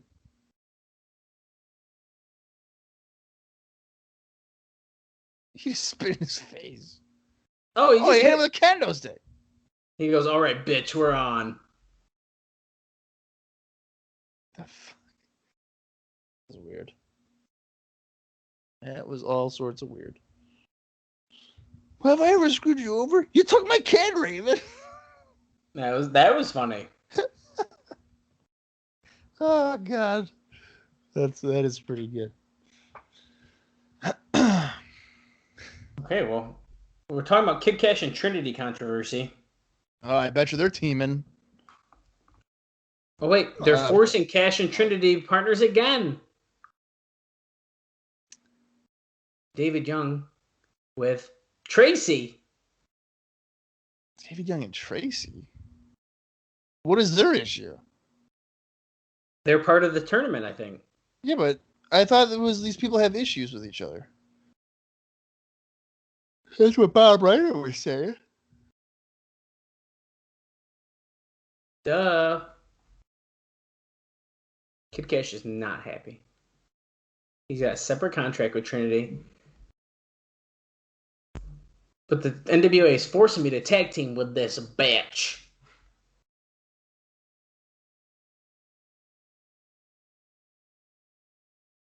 He says, as soon as I walk out, what's it going to be? A 3-on-1.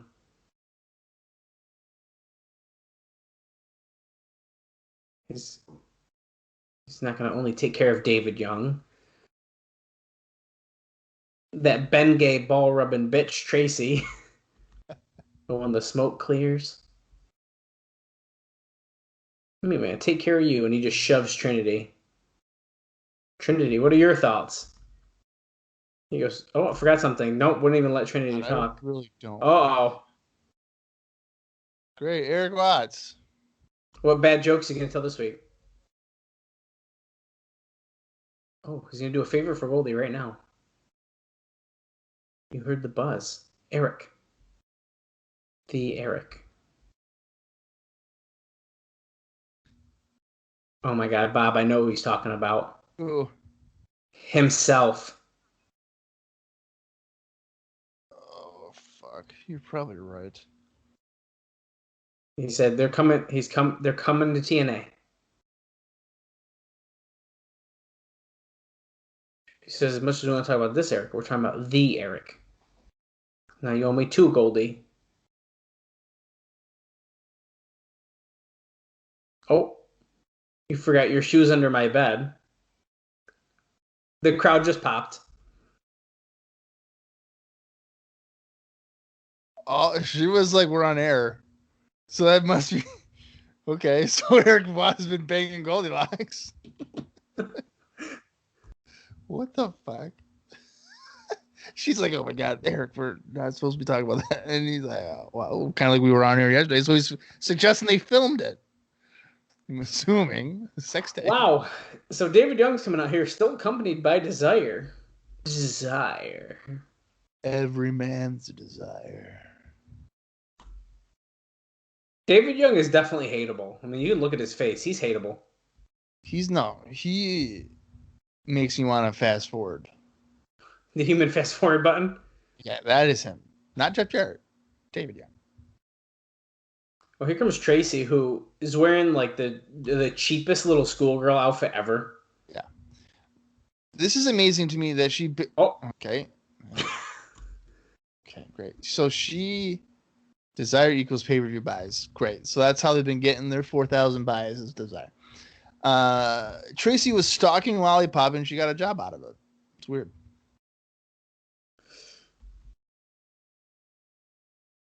I like how Borash announced Trinity first. yeah. And her acting partner, Kid Kat. I love this sign. I saw this earlier. Athena big times her fans. I thought that was a good sign.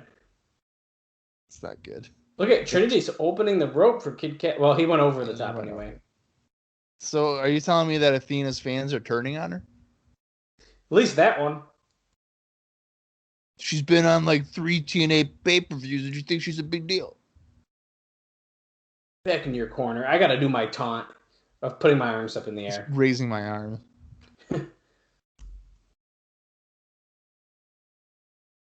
This is match number 2 of round number 1. That last match was the first official match of the tournament. Oh, jeez. Can you believe this? And everything that Don Harris did, and he's on the winning team. I can't believe it. I'm shocked. It's like this is like predetermined. So whoever wins this tournament gets a tag title shot? Is that that's the right thing here? Yes.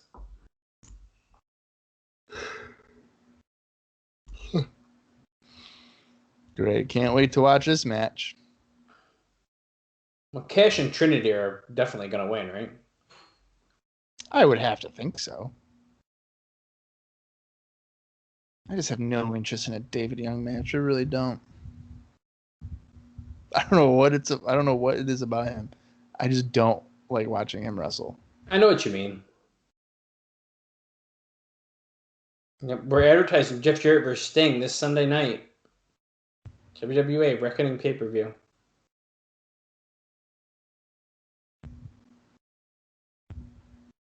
Oh, look at this. He's like standing on his knees. Yeah, they were locking up, and Kid Cash was climbing up the knees of David Young, but that's got him from behind. Oh, an elbow to the face. Oh, hammerlock. Kid Cash taking over. Oh, David Young going for the legs. No. Got the hammerlock in. Oh, elbow to the head. Flipped him. You're trying real hard to make a hammerlock and elbow sound entertaining. I'm trying to keep us going here, Bob. Crowd's still standing. Crowd's still making noise, at least. Oh my God, look at this hammerlock. I think David Young's going to give up. No, he countered. What a shocking move. I can't believe this. That's the greatest counter since Shawn Michaels countered the sharpshooter at Survivor Series 1997. Elbow. Cash off the ropes, going under. Oh, yeah, didn't see that coming. David Young holds onto the ropes. Springboard sunset flip. 1, 2. No, Young kicks out. David Young's like, nah, I don't think so, brother. What are the odds that David Young hits a spine buster but doesn't win? He's the master of it, but he never wins with it. Pretty high. What the fuck was that?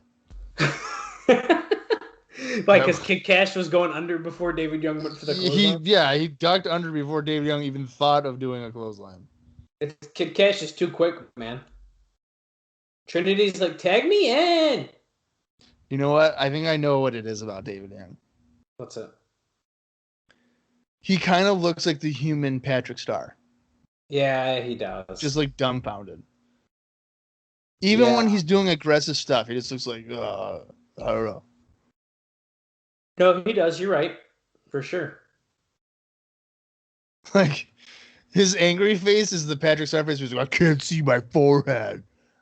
He's just so mad about it. David Young going for a cover. Oh, no. Oh, what a kick out. See, like right there. He's like, fuck, can't see my forehead. Yeah, he does. Trying real hard. He just needs a sunburn. Yeah. That should be his gimmick. Like, he lives under a rock, so he doesn't like understand what's going on. When did David Young stop wrestling? Oh, he still wrestled in 2019, apparently. Really? For who? Um, what company is this? Oh, look at Tornado DDT. Let me see what company this is for you. Anarchy Wrestling in Georgia, Cornelia, Georgia. And then Oh, he okay. also wrestled at Dragon Con 2019. I'm actually surprised to hear that. I'm sure he would have been part of that TNA reunion show. Okay, in 2018, no, there's no way he would have. I hate would have. In 2018, Air Paris and James Storm teamed up to defeat Bad Attitude, which is David Young and Rick Michaels. What? What a match! For what company? Superstars of Wrestling 4. Oh wow. Tracy wanted to fight. That's what I'm saying. And James Storm. Okay, so Tracy wanted to fight Kid Cash. Cash tagged Trinity in though, but First armbar. Oh, and then she got rid of it.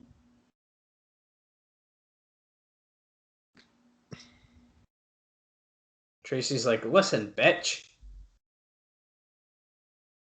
rubbing her head in the mat. Yeah, do you remember her first time she threw Lollipop out of the cage?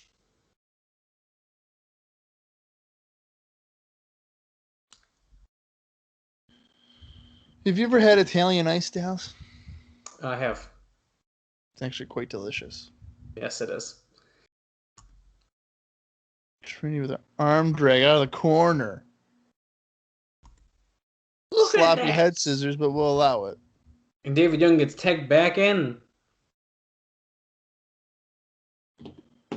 Anything you can do, she can do better. Well, look at this. David Young also had a tag team called Rough Cut with Paul Burchill.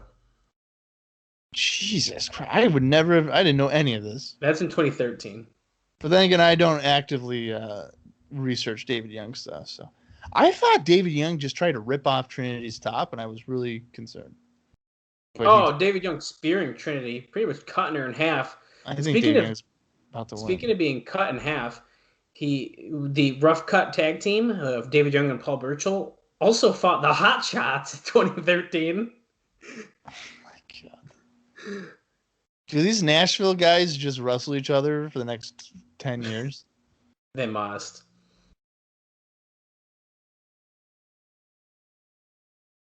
Oh, Trinity runs into... No, she hits a Hurricanrana. I'm not sure if I believe it, but I did see it there, Don. Oh, Cash yanks her down. I guess that qualifies as a tag. I guess. Then he entered the ring and then tagged himself in from there. Okay. Well, he's got Tracy. Holy crap. She's not even in the match. Not legally, at least. She's going to be treated like the man because she wants to wrestle mans. Tanae's justifying it, saying that if you want to be in the ring with a man, you'll be treated like one. That makes sense. Thanks, Tanae. Way to go, Tanae. Way to really heal yourself. Slingshot, suplex. Holds on, roll through. Uh-oh. This is what you don't put Ben Gay on a guy's nuts. The lights are going down. What is this? There's like a robot voice. Kid Cash.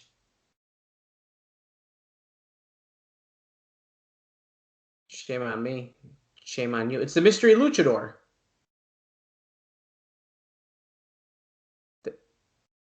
Next week. The mystery will be revealed. What the heck? What the fuck is going on in this show? Kid Cash. Oh, Tracy with a chair shot. Spinebuster by David Young. 1, 2. No! He won. He won with the Spinebuster. I'm assuming the chair shot probably had more to do with it than the Spinebuster, but technically he hit the Spinebuster and he pinned Kid Cash. Oh, he's hugging Desire. Sayaki ain't gonna like that. Who is all right? So next week, the Mystery Luchador. That was weird as shit. Was the Luchador in the crowd standing up, or was he on the screen? Yeah, it's on the screen, and I thought it was in the crowd as well at first. Yeah, I couldn't tell. Goldilocks backstage with AJ and D'Lo. So there's going to be only one tag team staying intact. It's going to be D'Lo and AJ or Harrison Storm. You know, Goldie, what I'm going to do here is I'm going to shake my head a lot. I'm coming from a war zone. The difference between my former employer and NWA-TNA is the fact that I got a live mic in my hand.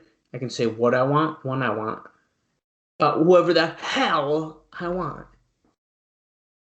Well, he doesn't want to talk about America's Most Wanted right now.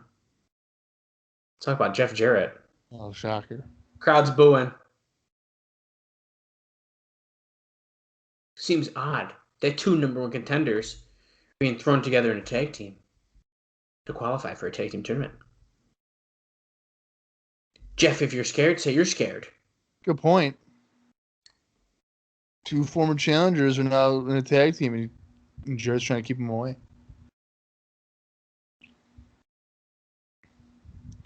Looking squarely at the world championship. Yeah, so essentially they don't want the tag belts. These two both want the heavyweight title. That's right. You know what? Screw it. Let's take care of this match so I don't have to go back to landscaping. Okay, Raven's in the ring again. What was he demanding? That Jeff Jarrett comes out. Isn't he in England? Oh, wait, no, he was there. He beat him up. How about that? Jeff ain't coming. Oh, no, not JB. Don't do it. Oh, Raven. Oh, JB. Can't wait for his article next week. That Raven effect is no joke. Let me tell you. Yeah. I was knocked out.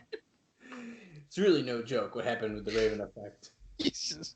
Why do I like Borash getting beat up so much? Because you don't expect it. I mean, yeah. Look, Tiny the Timekeeper, he's coming in as if he's going to do anything. He's going to do nothing. Chris Vaughn, get the hell out of the ring. He knows nothing. Rick Santel, whatever. Get out of here. Yeah, you didn't do shit. What security you are? What is Rick doing? He's like going to his belly trying to find a heartbeat? Like, what is he? Come on. He's the announcer, for God's sake. Look, they're not stabilizing his neck at all. He's just holding his ears. Oh, my God. The one Tiny's just pulling his leg. There's so many violations. You didn't get a stretcher if you're going to do that. We just want to throw it out here. Borash was fine, but then security started carrying him out. He's got severe fractures. He's not doing good. Wait. They're calling Bill Behrens or Mortimer Plumtree out to do ring announcing. They're like, anyone, if we could find someone. Don West said, he is done. He's done. He is so hurt. Raven has snapped. Look, it's Bill Behrens and Mortimer Plumtree.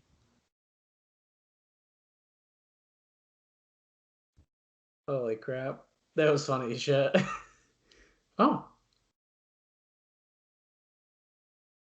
Following contest is one fall? I've never done that. I've never talked before in my life. Wildcat Chris Harris, Cowboy James Storm. This is probably his tryout to keep his job. I was thinking he's gonna get involved and then start managing someone again. God.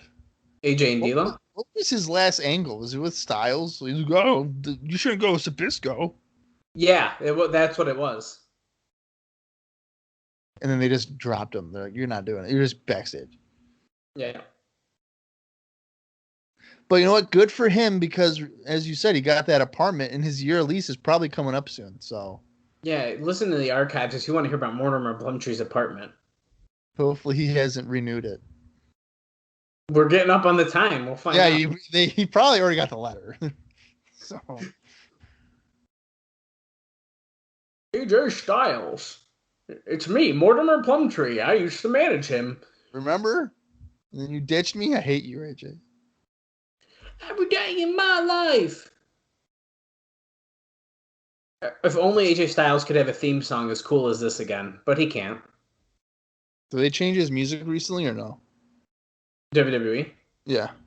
I don't think so, but it's not that good. Yeah. They don't want none. I don't like it at all. They don't want none. D'Lo Brown, are you down with the Brown? Are you down with the Brown? Yes, we are. Yeah, shake that head, you motherfucker. Okay, I'm down with the Brown, and then yeah, you shook the head, motherfucker. Way to go, Dallas. Way to keep the peace. Jeez. We're at 1 hour, 22 minutes, and 36 seconds. If you are still watching, and if you are watching, this might be match of the year. I mean, I'm being sarcastic, but it could be a match of the year. Oh, I thought you said match of the night. Well, match of the year. Oh, well, maybe, but probably not. Match of the month. Oh, we're at the end of May. It actually could be the match of the month. Yeah. We didn't look to see Storm's reaction if he was happy or not. He was taunting and stuff, so I feel like he's in a good mood. Yeah, he was just like mocking him too. I think AMW is winning. Yeah, so do I. So we got Team Blue versus Team Purple here. We're on Team Blue. That's America's Most Wanted. Team Purple is Styles D'Lo. So that's going really fast. The only reason why Styles and Brown are Team Purple is because I think that's the only gear color that D'Lo has. Oh, that's a good point. Styles is like, I got a pair like that. Monkey flip. Styles lands on his feet though. Yeah, it's really... I could just see them talking backstage. She'd be, hey, D'Lo, I got all the colors. Which one should we do? And he'll be like, yo, AJ, I just got purple. And he shakes his head. I don't got that WWE money no more. I got one color. The difference between that other company and this one is they used to pay for my gear. Styles up and over the back, or Storm over the back of Styles and D'Lo. Chris Harris has tagged in. Did you not see that guy with the that is not the ICP. That's just some random dude. That's definitely Violent J and Shaggy 2 dope. Okay. No, it's just some random guy having a midlife crisis dressed up as the ICP. Get out of here. I think he had like a mustard stain on his white t-shirt. It's definitely them. Oh, look, D'Lo ducked the clothesline, but Harris held onto the rope as he pushed against him. Oh, Harris coming back, jumping clothesline. Are you down with the Brown?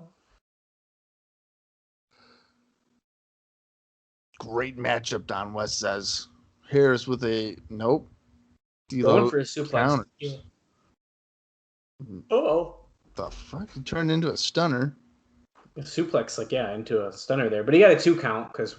Good to see that Eric Watts is that one fan in the crowd. Watts is TNA. That poor guy. How much did they pay him to hold that sign? Not enough. You want a free ticket to the anniversary show? And the party? You want to go to the party? I would be like, is the main event Gilberti and Jared? Because no.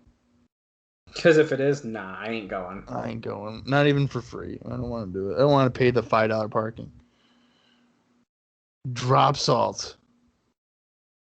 No, that was a drop. That wasn't a drop salt. Paul London does the drop salts. So, well, Storm got a tag in there, but AJ still just decked him, and then he decked Harris too. He's so smart, that AJ Styles. Working over Storm with the right hands in the Storm with a... Styles rolls through. Styles rolls through it. Catapult. Styles jumps on the middle rope. Leaps off super kick in midair. If we hadn't just seen that from Just Incredible earlier in the night, it probably would have been better. But 2 count for Storm. Well, and Storm does it almost every match. Yeah. Yep. James Storm and Just Incredible should team up and be the Young Bucks. Just super. The Young Bucks. Yeah. D'Lo just grabbed him and walked off. Just backed off like nothing happened. He didn't even do anything. Oh, America's Most Wanted doing cheap shots in the corner. Look at this. That ain't cool. They're being the heels. The crowd's like, what?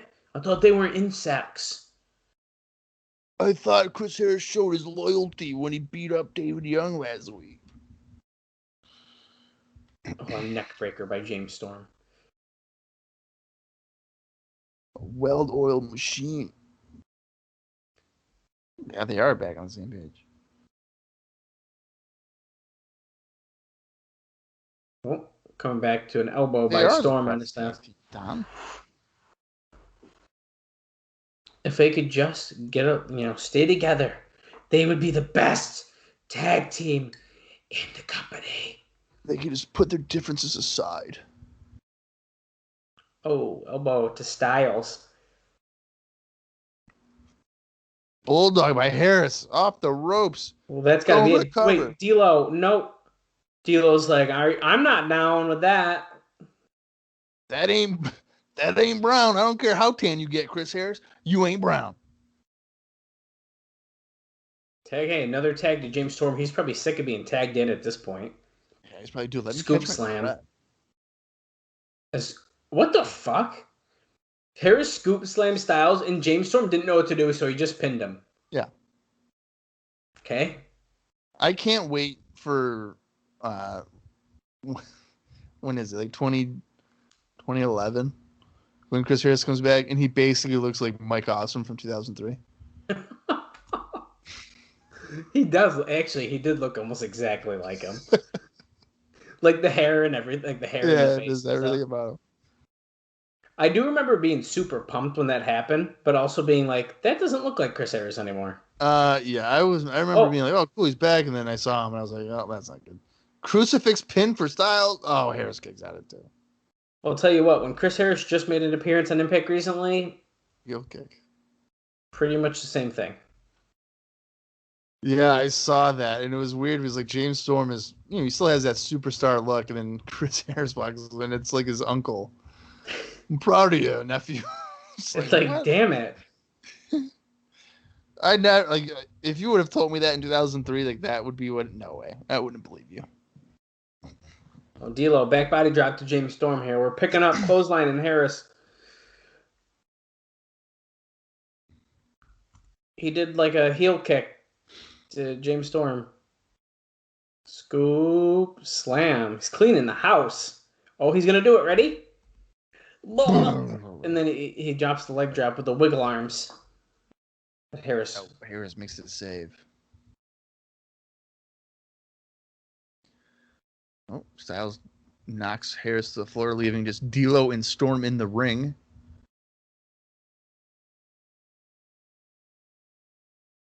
Oh. Storm going no rope. Block, kick.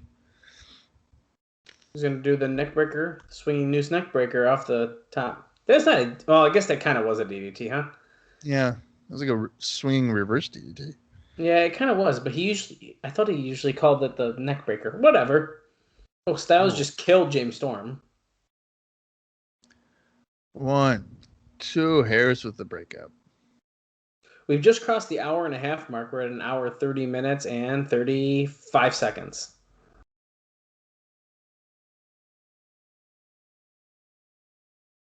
Go behind by Harris. Styles elbows him a couple times.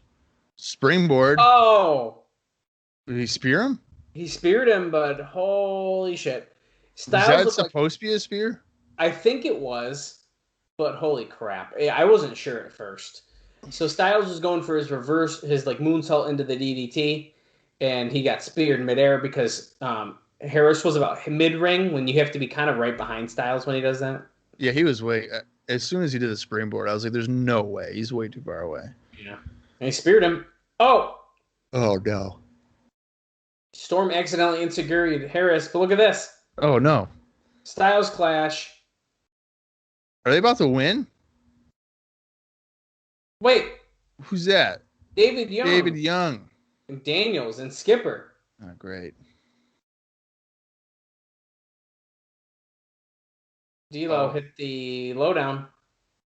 Skipper in the ring. Daniels in the ring. The ref is not calling for disqualification. Yeah, I don't understand.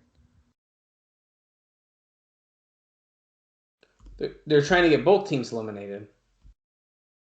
Oh, yeah. Storm got the pin on D'Lo. Oh, D'Lo no sells it immediately. He just got dropped with the top rope and then rolled up, and he's like, I'm fine. What the hell happened?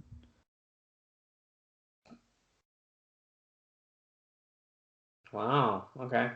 Wait a minute. So they were going for a double DQ, and they didn't achieve that. For some fucking reason. So you really need to do interference. Okay, you need interference to pin D'Lo. Oh, the cameras were with Glenn Gilberti earlier this week. Early 90s. It's got to be brought back. Gilberti on the NWA. The National Wrestling Alliance, those words are the most damaging thing that you can say on our show. It honestly looks like he's sitting down on the couch thing at Denny's waiting for a table. On wrestling politics. I don't really consider myself a political player because I'm best friends with Vince Russo and I drive to Atlanta and back with him. I'm not a political player. I know where wrestling needs to go. On how he'd change TNA.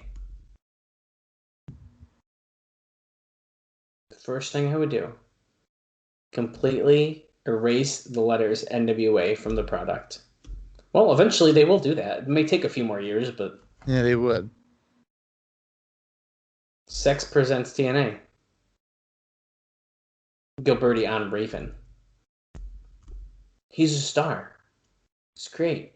I don't like the way they did these stunt interviews with him and Jarrett. Yeah.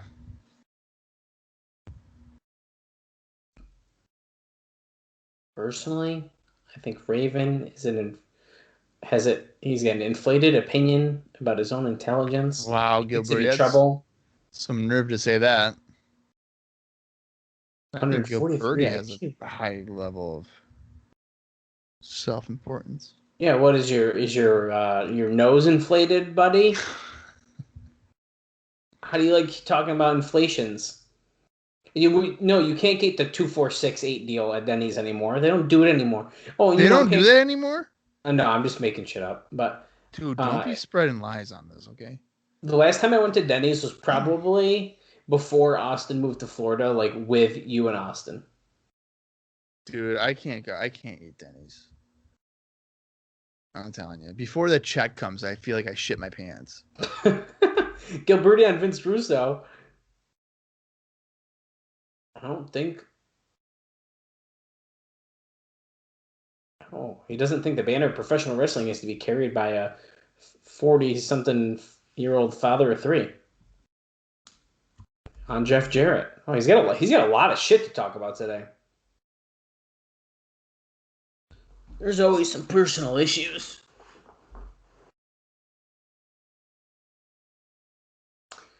I've got a lot to prove Jeff Jarrett, but Jeff Jarrett has a lot to prove to me. Do I give a shit about Jeff Jarrett? Yeah, I give a shit about him.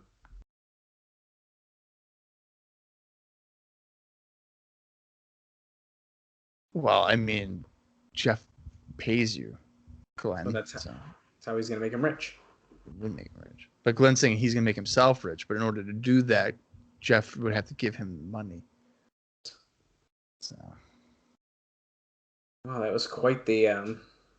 Look at the little star thing around him. It's a ghost. Wow. Okay, so now we're at the table here with Don and Mike Tenay. We're recapping what we've seen tonight. We've seen Don Harris and Round the Truth Killings advance in the... it's really just Ron. Asylum Alliance Tournament. Clockwork Orange House of Fun's coming up. What's this? TNA Talk. Very opinionated segment coming up on the weeks to come. What the hell's TNA talking about? I don't know. Did you know June 18th, 1 year anniversary? 1 year, and little do you guys know, but we barely made it 3 months. More hard. Great. Next week, more Hard 10 and Asylum Alliance tournament matches. You're going to see enemies. Hardcore enemies. They're going to be forced to be partners. Who will it be? Next week. I have no idea. We're going to find out that. Yes, Kid Cash and the Luchador in the ring. The Luchador will finally reveal himself. It's Trinity. Yeah. It's got to be Trinity. Okay, well, are you ready for the Clockwork House of Fun match? Genesis, the last time. May 24th is the last time you can order that. Oh, and May 29th. You got to look down and look at his notes. Later this month. The month's almost over, but you can order it very soon. We'll let you know when you can buy it. We hope that you order the show. Oh, here's Raven's music hitting to be the special referee. So what kind of Clockwork Orange? Are you going to have to get thrown off the top, or are you just going to get pinned? Minister of Violence, Raven. Yeah, how do you win this one? Well, because the Jeff Jarrett one was different. Look at! That's a Sonny Sayaki. That is not Sonny Sayaki, folks. That's Raven. Oh my god. I think that this should be a hard 10 Clockwork Orange House of Fun match. I'm actually kind of surprised it's not, but S-E-X. I hope the nameplate here says Sandman. Raven. Here comes Ace in the Hole. Raven. Ace in the Hole. Are they gonna do a nameplate? No, it says Sonny Sayaki. Damn it.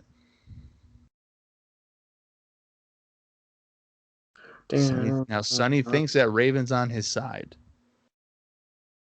because they had that very friendly conversation earlier in the night. Now, if you did a trivia game with me and you're like, hey, which of these people were in a Clockwork Orange House of Fun match, and you put Sonny Siaki's name, I would have never guessed. Yeah, I don't think I would either. Sandman wearing a Raven shirt. Again.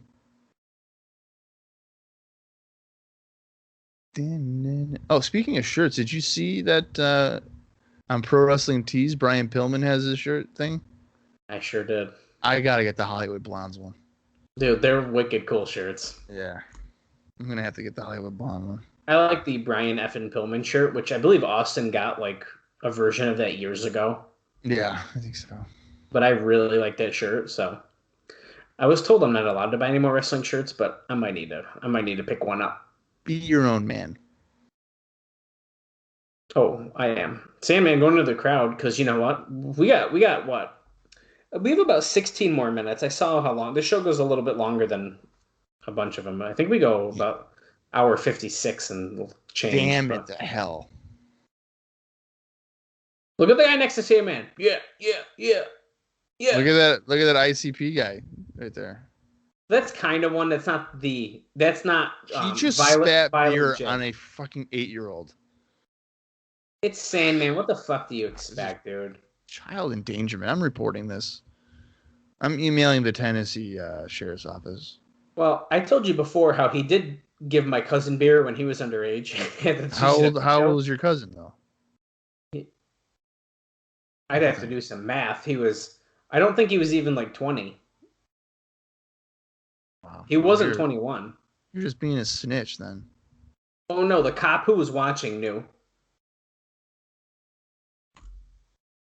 The cop who was watching? Because there's a cop I'm talking about the Living on the Edge show. Yeah. Yeah, like there was like people there. Maybe a security, maybe not a cop. I don't know. I'm gonna say, well, if it's security, they don't give a fuck. They're not gonna do nothing. I don't know, man. That show was a blur at this point. I remember wanting to go to that show because of Sandman, and then, as it turns out, I dodged a bullet. You absolutely did, dude.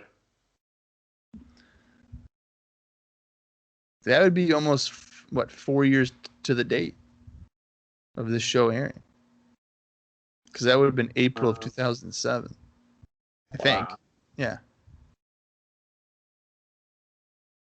Sandman, take your time. No, it was 2008. 2008? It had to have been because my first 2CW show was December 2007, I believe. Oh, you're right. Because 2007 would have been the tournament to crown a champion. He wasn't on that show. No, and I wasn't at that. Raven's still sitting in the corner. We're already going at it. Sayaki has hit Sandman with like a trash can. So that would be 1 point. Yeah, you're right. In the hard 10. Yep. But this is not a hard 10, but it should be. So I'm going to say it's a point.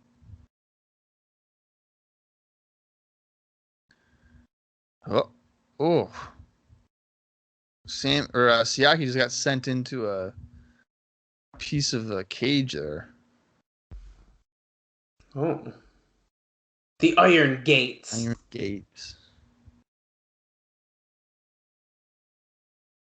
Oh. This is all because they brawled in the parking lot. Well, that's the thing that's weird to me about this. I wish... Do we need a Ravens, Clockwork, or Orange House of Fun match for this? I don't know. Probably not. Dragging Sayaki's face over the chain link. And as you know, the chain link is razor sharp. Is he going to do a blade job? That's why they're showing Raven. Glacier. I wouldn't be surprised. Slamming the cage on him again. Is he bleeding? I couldn't tell. It looked like he actually might have been, but...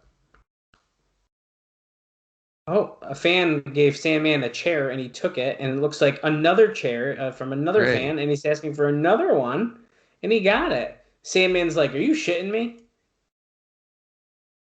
Look at Raven just looking like, okay, really? He doesn't care. He's like, this is the easiest payday ever. Last week I did a DDT. This week I get to sit in the corner. This is great. Sayaki is bleeding. Yep, he is. Yeah. Sandman's like, "God damn it, I don't know how to do any moves. Let's get extreme. Extreme. I'm not here to do hammer locks, dude. I'm gonna hit you with my stick." Well, I wish there was something to call here, but there's nothing. Oh, wait, here we go. Sandman whips Sonny Sayaki. No! Sonny Sayaki reversed it, and Sandman gets flipped into the other iron gate in the corner. I've never understood him doing a flip because that's not a natural reaction to that. So he's just purposely flipping himself. Maybe he's like scared, so his body just does it. Wow! Let me do a somersault. Trash can lids around the head. Oh, and he landed headfirst on the chair. That's nice. Oh, what's this? Sayaki's gonna grab the Sandman or Raven's calling spots over there. I hate to say that. Sure is. You can tell he's like Sayaki's got something. Oh boy. Oh no, that's not gonna be good. And nut shot. That's great. Okay, so he hit him in the nut. He laid the trash can lid over his nuts, and then he hit him with like the 2x4. It's like a thin 2x4. Yeah. It's probably like is Raven gonna actually count a pinfall? I'd be pretty surprised. I feel as if he has no interest in moving. And now Sandman purposely putting himself in the tree of woe because if he doesn't hook his legs, and he wouldn't be upside down. And now he's standing on his nuts. That's good. Way to go, Sayaki. Zooming in real close, as you can see Sayaki stepping on his nuts. Yeah. Saman's like, "Fuck. Good thing Raven took my kid already." My nuts. Oh, he's got a chair. Sayaki's got a trash can lid. Oh. Look at Sandman selling it. No, he's not selling. He's just drunk. Oh my god. Sandman's like, damn it, I need another beer. He just tapped. Yeah, jab. There you go, jab. Tapping him with the. What the fuck? Sayaki just flipped with that one. It makes no sense. I don't get it. Oh, what's Sandman got in mind here? He's picking him up Sayaki into the trio woe now. Difference is Sayaki didn't put himself in it. Sandman actually did it. Oh, look at this. Uh-oh. Okay. So Sandman... Trash can into a chair into Sayaki's face. He ran from the other corner, but what I really liked about that is when he essentially dropped the trash can and then kicked it, even though he just ran. Yeah, he might as well have just put the chair there and the trash can there, and then just ran into it. And then he would have had more impact, really. Yeah.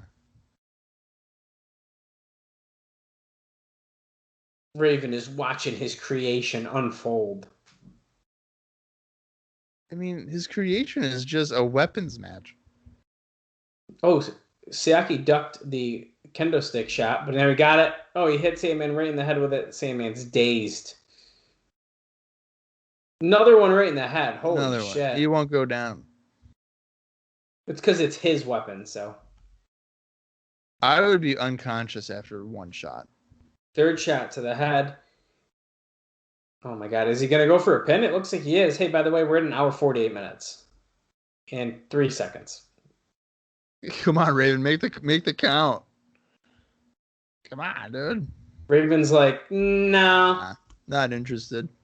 What if Raven, he's sitting there with his skirt, he just like, you see in the shadow, he's pulling a Virgil, he's got the duds out. Guys, he just has his one nut just chilling. Look, Sandman got to cover. Raven ain't gonna do it. Not interested.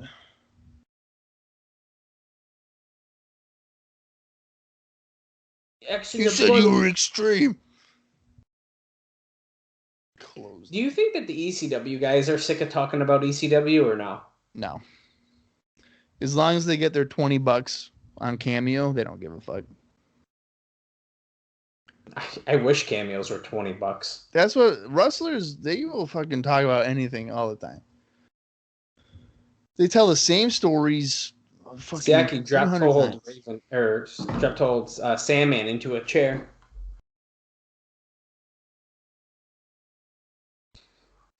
There's no way this goes another 7 minutes. No way. I'm assuming. I mean, we got to see Jarrett again. We know he's there. I'm assuming that as well. Yeah. Sandman set up 2 chairs here. Drops an elbow on Sayaki. Yeah. Now I wonder if that hurt as bad as like when he's delivering packages or when he took his kidney out. God. Yeah, probably not. It probably didn't feel great. No. Okay, Sandman is okay. Wow. He's laying the iron gate over the chairs. He's holding his nuts for some reason. Well, he was just stepping on him earlier. That was a while ago. All right. Well, he smashed. Well, that didn't go according to plan. But Sandman don't give a fuck. He goes for the move anyway, and Sayaki still moved. He missed the swanton, and he landed on the iron gate. He went to set Sayaki on it, and the whole shit just tipped over. Holy shit, that was funny. Sayaki with a chair in hand. Oh, into the gut of Sandman. Over the back of Sandman. What is that? Oh, a chain on a chain. Interesting. Trash can shot by Sandman. That knocked out Sayaki. Okay, Siaki's laid out. Crowd's calling for it. Sandman, raise your hand in the air. Yo! Come on, do something. Call for the Russian leg sweep. The White Russian. Oh, Raven got up. 1, 2. 1, 2, and he picks up Sandman. Raven effect. Raven effect. Not Sandman. Wait, they're saying he's Sports Entertainment Extreme, but he doesn't. No, does it to Siakis too. He hates them both. What about me? What about Raven? Here comes New Jack. What the fuck is New Jack doing? And Triple X. Great, Skipper, and now New Jack. Just Incredible at ring? Yeah, I think that's Just Incredible. Yep. All right, now the bell's sounding, so it looks like this has been thrown out.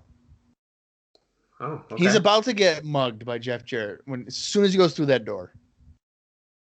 Jarrett, where are you? Oh, I thought that just was him, but the camera I thought that was a chair. Who's that? Oh, it's Amazing Red. Oh, from earlier. Remember, he hit him with DDT. I didn't recognize him in his Ribera Steakhouse gigantic jacket. I didn't either. I thought he would be at home. It's wicked No, late for this is him. definitely the babysitter's not going to be happy. Yeah, he's gonna be pissed. Amazing Red is beating him up all over. I mean, Bob couldn't fit in those pants that Red is wearing. They're huge. Yeah, there's no way. Those things would be baggy on me. He's That's got to what be I wearing mean. like 5 belts. It's a look. Those pants are taller than him. I'm guaranteeing it. It's not a look that Red should keep. No. Okay, so No. Red and Raven has made it back to the ring now. Oh, Tilto World DDT on the Raven. Kind of slow. This has got to be leading to a Red Raven match. I don't know. He's going to the calling top. for infrared. Julio De Niro. Oh, De Niro. Damn it to hell. The Gathering, who's wearing a different shirt from earlier, but that's fine. Where's the SAT, man? Where's Joel and Jose? Oh my God, they just missed the 718. Of course they did. But Laurie's grabbing a table. And look, Code Red. Code Red under.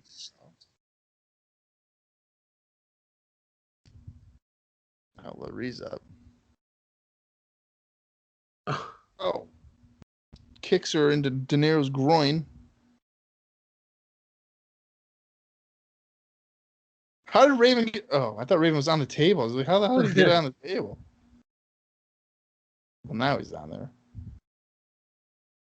it's a side we've never seen before from Red. But thank God. He's calling for it. He's going to fly. What's he about to do here? What is he doing? Is he going to put him through the table? Don't cane yourself with the chain. Yeah, don't. Oh, but it doesn't break. I am the table. Well, to be fair, Red is so white that, like... Yeah, I mean, come on. And Red would have had to do full weight on him, Raven. He would have to be wearing about 6 of those pants to be enough weight to go and break that table. Raven just told him to do it again, I think. I think he went up to him to punch him and, like, should I do it again? And Raven nodded, like, yep. Do it again, brother. Oh, there you go. There you go. That does it.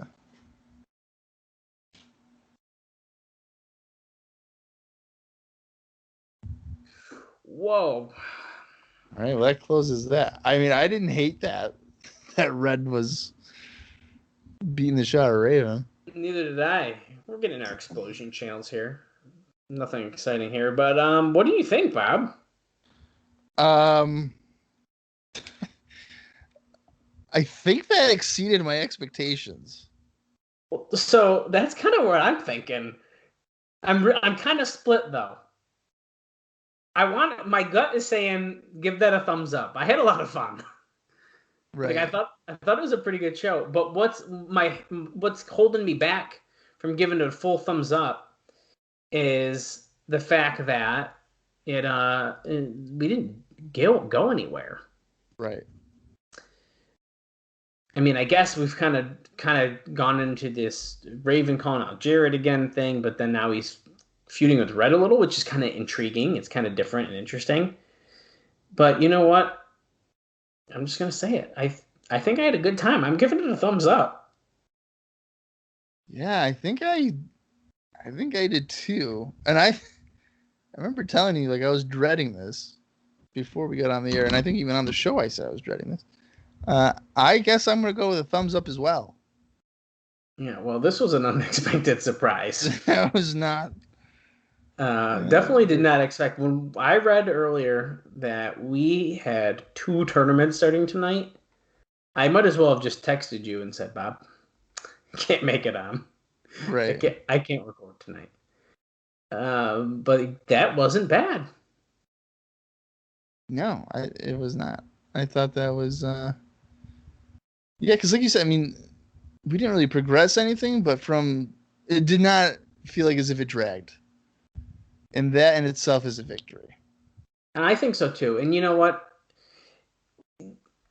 It's hard because does every show need to advance every story. I guess we did some things. We're going to get the reveal of the Luchador, Mystery Luchador next week. And like I said, we're kind of transitioning the Raven stuff a little bit, which I don't think's bad. I think that's fine. In fact, if it delays Raven and Jarrett till potentially that anniversary show, even better. Yeah. I agree. They definitely need to drag it out. I'm assuming we'll see Raven in red next week or something. Like that really makes the only sense to me. But next week we don't have anything officially announced aside from the Luchador thing. Yeah, we just know that the Luchador thing is going on, and we know that the Anarchy Alliance Tournament and the Hard 10 Tournament are continuing. Yeah. I don't know what the Hard 10 thing actually get. Did they ever say like what you get? No. Okay. They did not. But why would they? Why would they ever explain anything? Exactly. Who cares? I don't give a shit. It means nothing. Exactly. So it doesn't matter. No, it does not. But all right, that was I'm in a better mood now because that was not nearly as bad as I was anticipating.